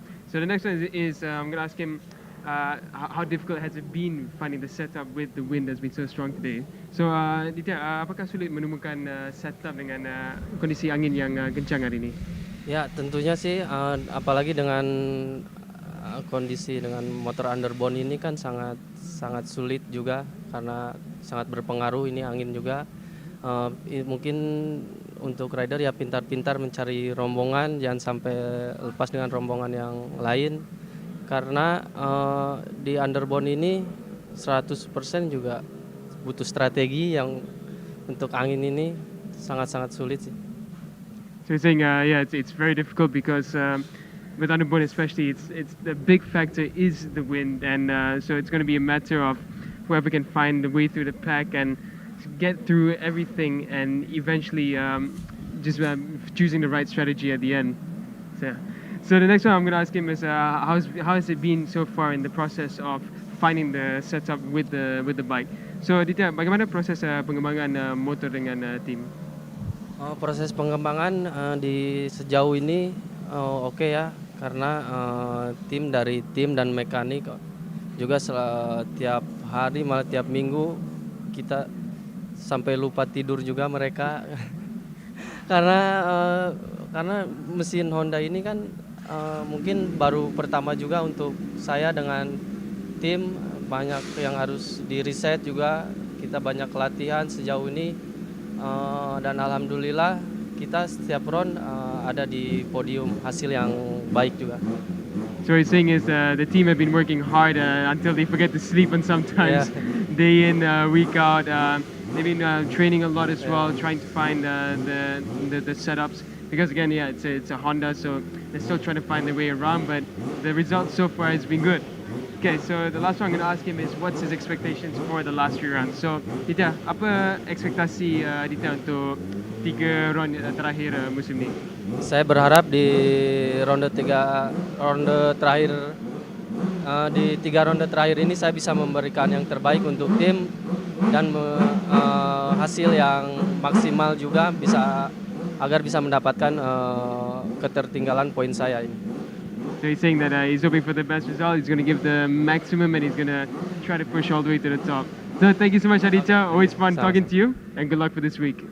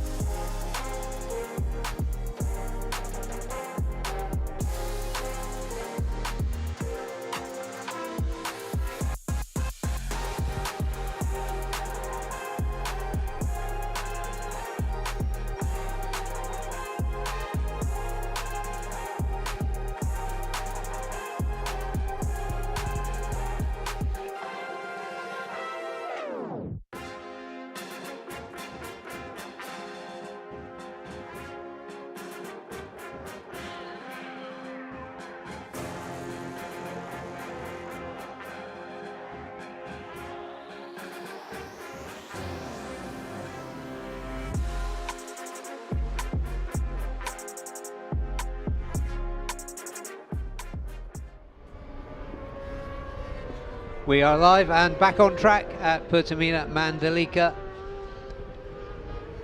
with the Supersport 600 class there on your screen. First up is the young German, 16-year-old German Rocco Sessler on the team One for All Yamaha.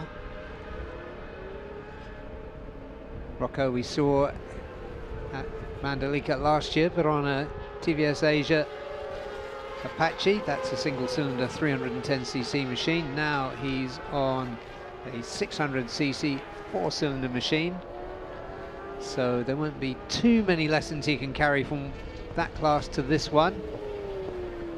But it's great to see Rocco making his way and climbing up the categories. Team One for All now have bikes in Underbones, where they've pretty much always been. AP250s and now 600s. So great to see that, and great work, great progress, and great mentoring by team owner Wichi Wee, one of the great riders from the 125 two-stroke era of GPs. So Rocco in the first session, he was 15th. He did a best time of 1:41.169. The target, a very difficult one too, was set by Herjan Frodaus. Fantastic session for him, by far his best session of any this year in Supersport 600s. His inaugural season in this category, 137.941. And indeed, in qualifying in 2024, only one rider got into the 137s. And that was Vida Eger in qualifying. So fantastic performance by the number 46 Astra Honda of Herjan Frodaus. Another promising Indonesian, second quickest, Wahyu Nugroho. Oh, and there is a properly bashed up Honda. Who does that belong to? That's a fast place to crash. It's one of the Astra Hondas. Is that Herjan? Looks like Herjan's helmet. Oh. I said Adenanta looks a bit tall. Can't really tell. It's a tall figure, but Adenanta usually has a yellow helmet, doesn't he? Let's see what happened here. Yeah, that's Adenanta. Oh, that's a fast crash. Down goes the championship leader at very high speed. That bike gets absolutely put through the mangler. Just about every point that you wouldn't want to have an impact on was impacted there. That's a very second-hand looking CBR 600. The most important thing, good to see, is that Adenanta has walked away from this slight limp, but overall he looks okay. Yeah, he's going to need a new set of leathers as well, unsurprisingly. So, an early drama and an early setback for championship leader Adenanta Putra. There on your screen. The rider had a disappointing first session, Kazma Daniel Kazmayedin. Kazma was 11th quickest this morning. He was in the mid 139s for Hongyong Yamaha. So he's going to be hoping very much to build on that. He's got Tanat Longpliao just behind him. He lets Tanat go through as they get onto the home straight.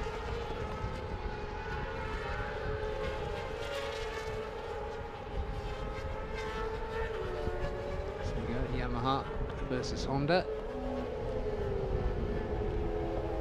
Honda gets the advantage then, but I do suspect that Kazma wasn't trying too hard. I think he's looking for a little bit more space on the track. Yeah, because he took a look back, saw Tanat tailing behind, so he thought, no thanks. Kazma just trying to get the feeling after a tough first session. He just couldn't get the bike out. Something wrong with the bike at the start, and then the crash midway through. Yeah. It's been tough days in Mandalika so far for Kazma. It is, but I tell you what, Herjan Atner, who was so quick in the first session, is in the low 138s already in this one. And on top of the timing screens, and Wahyu Nugroho, to be fair, is second again. Better session for Helmi Asman. Yeah, it's impressive from both of them. Finding these fast lap times, and Herjun is consistent in the lower 38s.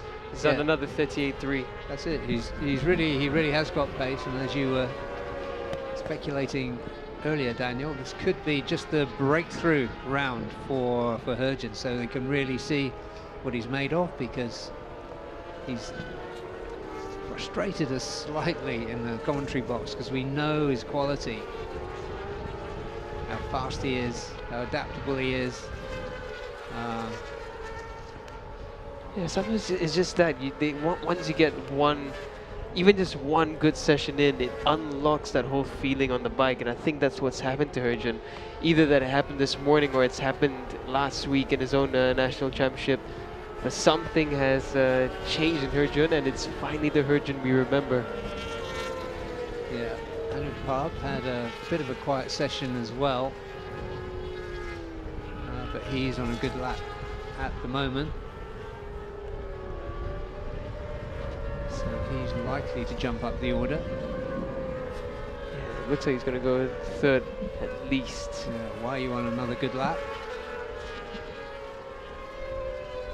Good improvements from Rocco Sesla. He's only 1.6 off the pace. He was nearly 3 seconds off in practice 1.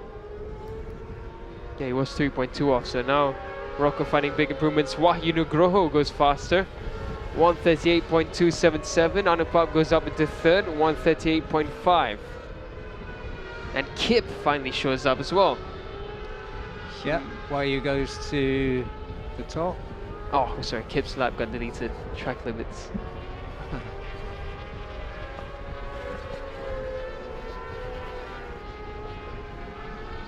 Well, momentarily there, Kip went up into 6th with a 139.2, but Stewart's very sharp-eyed and spotted the track limit infringement. Yeah, there's the numbers order out of position, you might say, in 12th in the first session today.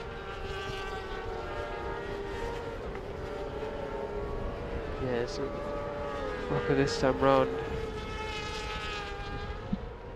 pushing on Damok as well. He's Shafan Asman ever since Motegi. We've just been waiting for a little bit more from him. For some reason this season just hasn't gone the right direction for Kip and Shafan Asman.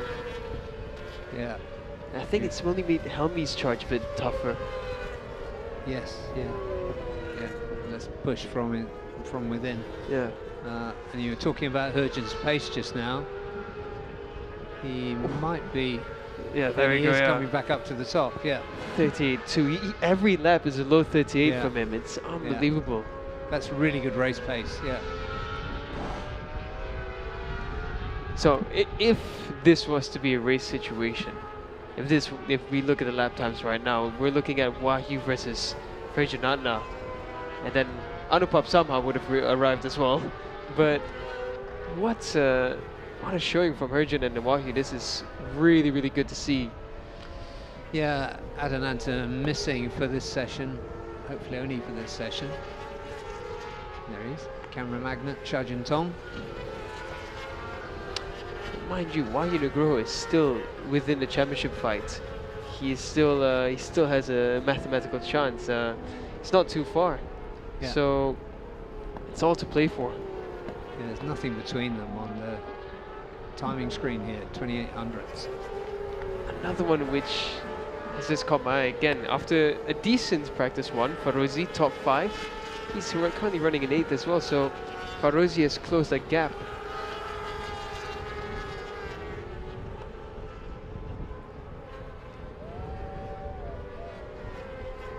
That's impressive. There we go. Really nice turnout by Victor Racing.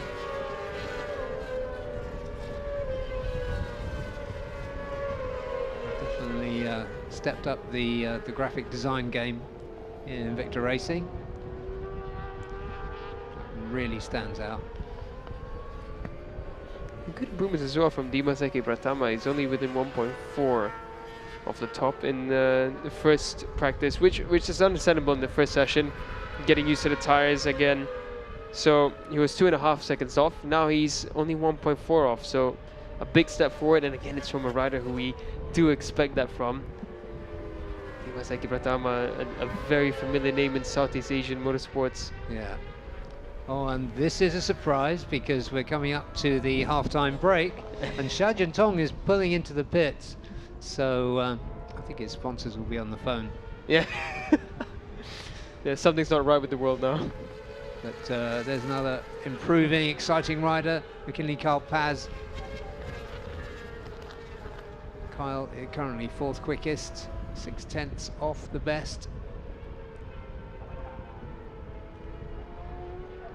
Yeah, Kyle's been another one that's been good this season. I think everyone in the Supersports class that we've been waiting to see has shown up. Speaking of showing up, it just caught my eye. Rocco is only 1.1 off the pace now, so this is bunching up nicely. Excellent. Yeah, that really is good. So Rocco slotting himself into the top 10 in this session, and we know he's got top 10 potential. Yep.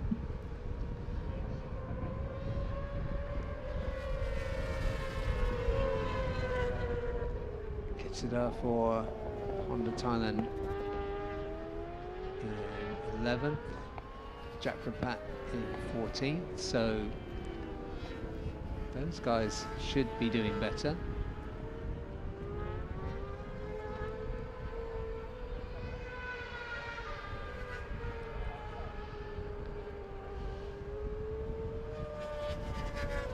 The majority of the grid all in the pit lane. The only ones still out are Kasma, Rocco, Jakipat. Yeah, there's the 3 of them.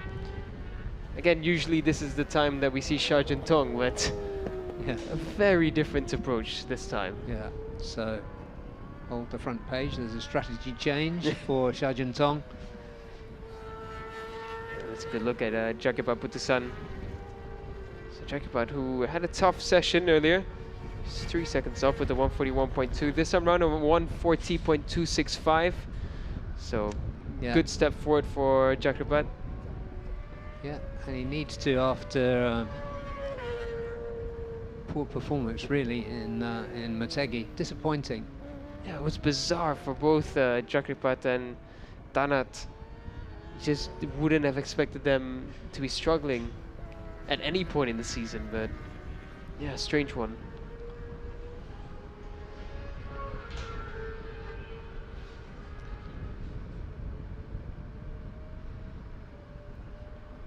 Yeah, Kitsadar and Jack Rapat in the second round of the BRIC Championship at Chang International last weekend were 1st and 2nd respectively.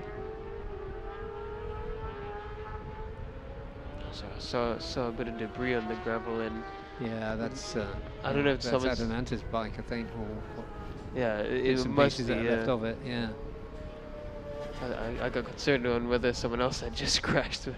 No, it's Yeah, been, it's- been there for a few laps. I think, hope, believe that's Adelanta's. Yeah, looks like heading out on track right now is Wahi Nugroho and Farozi. So I think this is a good one from Yamaha Indonesia. Wahyu has the pace, and let Farozi pick up a thing or two following Wahyu while they have the track to themselves.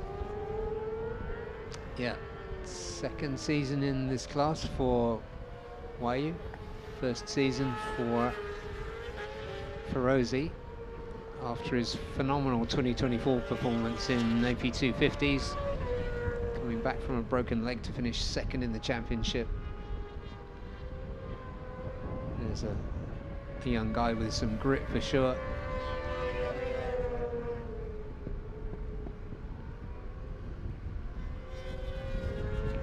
Just watching them as they head into turn 16 now. Turn 16, a really tricky corner to negotiate. 15 into 16. You're coming at such a high speed, and then you're banking in while trying to grab the brakes. Yeah, and it must feel like it's going on forever. Yeah. And they've already seen a few mistakes there this morning, so an area of concern for a lot of riders. Rocco has gone 4th, a 138.7. Well, that's a feast for the eyes to see Rocco up near the top of the timing screens, and he's still on the move. He's going faster in second one. This is a huge step forward for the young German. Okay, so Wow. it's Rock, go Sessler. So we just look there again at Wayne Groho. Did a fantastic job in the first session, doing a fantastic job in the second session. A rider who's this season finding his consistency in Supersports. And he's giving a little toe there to Ferozi Torakatula. Rocco's just gone faster in sector 3. He's gone faster in sector 1, 2, and 3. This could be a 138.5 coming in for him. So let's watch Rocco for Team One for All. This is humongous for him, and it's huge for the team as well. Let's follow him into the last turn now, onto the gas. What's it going to be for Rocco? Is it going to be a 38.5? It's a 38.6, so Rocco does improve. He closes the gap even further. Fantastic work, and he's still got his head down. Yeah, he's done 11 laps, the most of anyone in this category. Absolutely fantastic work from Team One for All. It's not easy running a single bike in a class, especially a class this competitive, with the likes of Yamaha Racing Indonesia, Honda Racing Thailand, Astra Honda. This is really an extraordinary performance from the young German. Yeah, he's going even faster again through sector 1. And yeah, I saw Ichiwi just now working on Rocco's bike immediately after the first practice session, so they're really on it, and the results are showing. This is humongous for them. Yeah, that's going to give them the lift they need in the team, the confidence they need, and of course for this 16-year-old rider, yeah, I'm confident he's 16. Yep. He's been putting in the work back at home, trying to find improvements, and yeah, hard work does pay off.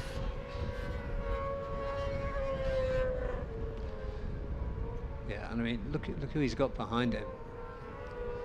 Just all-star list of riders. He's going back in now. Okay. There we go, Rocco Sessler. Hats off to you. This was an impressive one. That was a really, really good stint. I mean, you're mentioning look who's behind him. You got Kip Thanat Long Priao. Helmi, Kyle Katsma, Helmi. Incredible, because there's some really big teams, not just the riders. Yeah. Look at the teams. Yeah, that's a fantastic achievement. So we've got YU, Indonesian Yamaha, Anupab, the thrilling Thai rider in this category.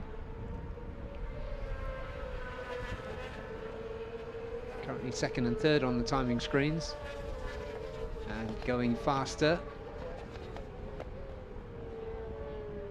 Quick through sector 1.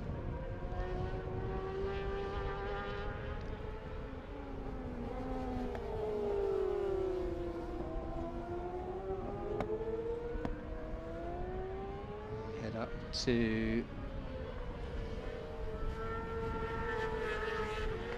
going to through sector 2 now.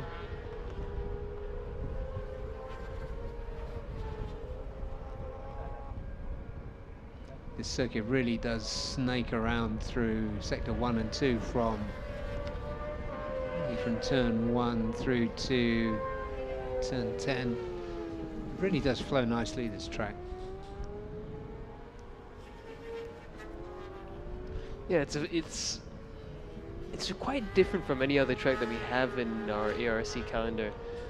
If you compare it to Buriram's a lot about the top end speed and the hard braking areas. Sepang is just a mix of everything, and That's right. Motegi is just wild. And then you have this, which just flows wonderfully, and I think it's a good proving ground for Supersport's rider. I think maybe that's where Herjun and Rocco are finding improvements as well, because you get a bit more feeling by flowing through with these bikes. Yeah, true. Boy, Nugroho currently top, Anupab second, Herjun down in third. And the fact that I just used down in that sentence shows you that we've suddenly come to expect a lot more from Herjun Atnafadaus, Astra Honda rookie in this series. We're looking now at Helmi Asman, the Idemitsu Honda Racing Malaysia CBR 600 RR. Helmi currently 9th, and I think this is an out lap for him, or just started a flying lap rather.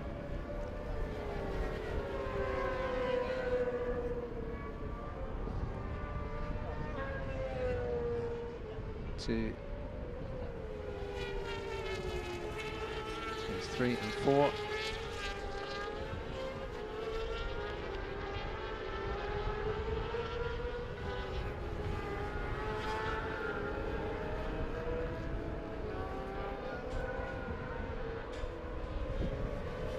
Help me trying to find some late improvements here.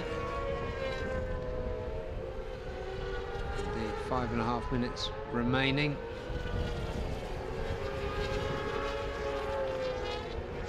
And the Malaysian star who featured, I think, got a P2 last time out here at Mandalika.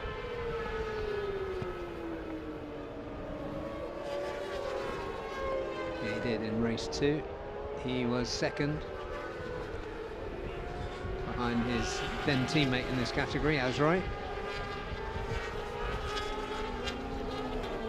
The great double acts of the Asia Road Racing Championship for quite a few years, those two. Yeah, Helmi and Azra as a pairing was always fun to watch, wasn't it? And people always compared them to Upin and Ipin, the cartoon. Yeah, but the chemistry between them was really good. Yeah, you'd have to think Helmi feels a bit lonely now. Yeah, well, he needs a really good season and maybe a step up to ASB, and then that will put the old firm together again. Because I've seen Helmi riding the thousands, and tell you what, he is riding beautifully on the thousands. He, if I recall, 206.1 on race tires. So, oh wow, he is, and that was in Sepang. So he has the pace, and I think it won't be long before we see Bunsu Honda putting him on a 1000cc bike. Helmi just looking around this, trying to make sure no one's stealing behind him. I think his debut year in this category was 2018. So yeah, he's definitely a star of this category. He hasn't quite got a championship, although he was really close in 2023.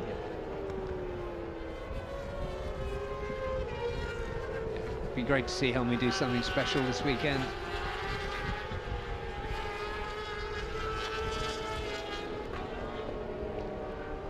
Tanat having a push at the moment. Currently 6th for Honda Racing Thailand. Yeah, Tanat's gone decent through both first and second sectors. On a pop, 37.8. Oh, you 37.9. Herjun now needs to find a response. Yeah, be a nice novelty to see Anupam starting from near the front of the grid if he carries this form through to qualifying tomorrow morning.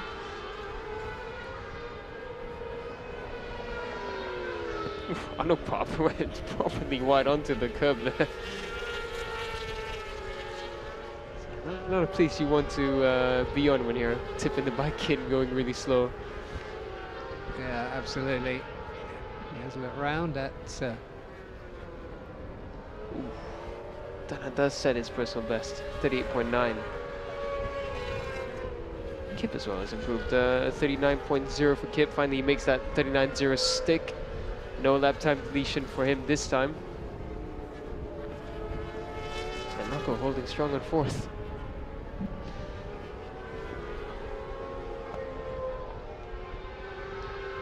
So number 1 is Anupad, number 5 is Kyle.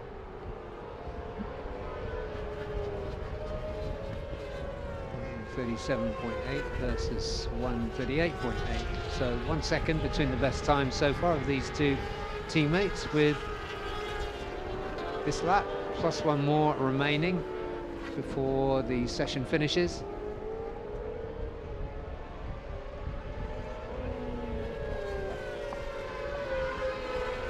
Looking at Kyle's times, they're decent. I'm not sure, I don't think either of these are going to improve, but good time on the bike anyway. So Anupad, having previously ridden the Supersport in World Superbike a few seasons ago, has found his way around once again.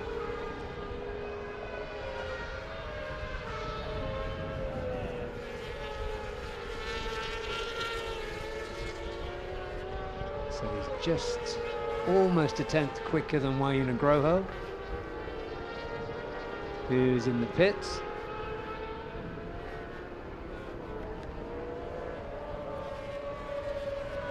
Kip is on a good lap, currently 7th.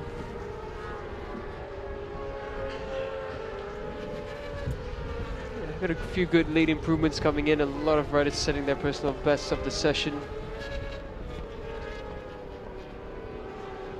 Again, currently 6th, keeping up the fight. There is Reza Danica Arens, former 250 champion.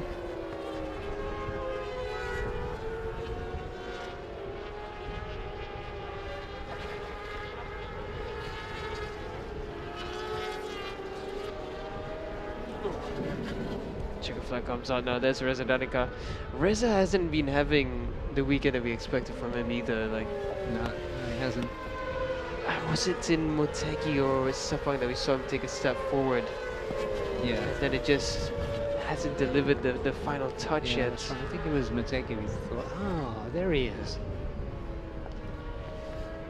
Yeah, it was good to see that from him as well, because he's been in this class for a couple of seasons now. He's due a result, and I mean, we've seen how brilliant of a fighter he was in the 250s. Yeah, and yeah, lots to admire about Reza Danica. I love his attitude and the kind of, you know, almost like a Danny Pedrosa approach of I'll do my talking on the bike, thanks. Yep.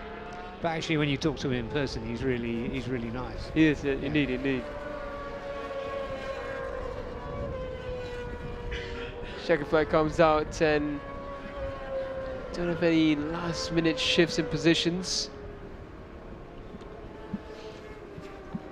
Well, the clouds have been blown away by the breeze coming off the Indian Ocean. What a gorgeous shot that is.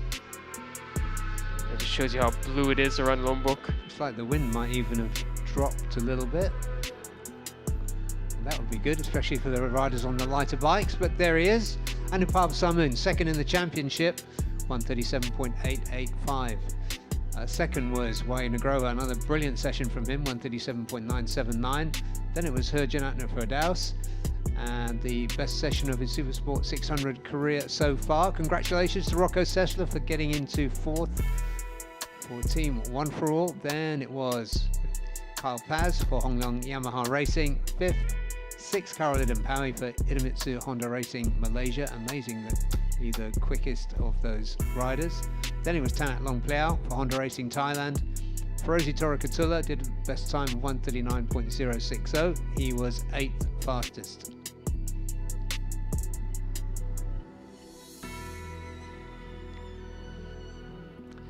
Ninth was Casper Daniel, still not quite finding what he needs for this circuit, and the same is probably true of Helmi Asman for Idemitsu Honda Racing Malaysia. Sharifuddin Asman was 11th, also for Idemitsu Honda Racing Malaysia. Then it was Kitsadar Tanuchok for Honda Racing Thailand. Reza Danica RNs we were just looking at, 13th with a 139.6. Dimaseki Pratama on the MS Glow for Men Racing Team was 14th, and 15th was Chakrapat, 16th Shajin Tong, and there was no time recorded, unfortunately, for championship leader Adananta Putra, who had that spectacular crash and happily walked away from it. So that is the Supersport 600 free practice 2 done. We are going to take a break now. So it's lunchtime here. We've had 7 sessions already, but don't go anywhere. We've got another 6 coming this afternoon, and those 6 sessions are going to be bookended by the ASB 1000 free practice 2 and 3, and all the other classes in between. So do come back with us. We'll be back on air at 20 past 1 local time. We are at Pertamina Mandalika International Circuit for round 4 of the Idemitsu FIM Asia Road Racing Championship. We'll see you soon.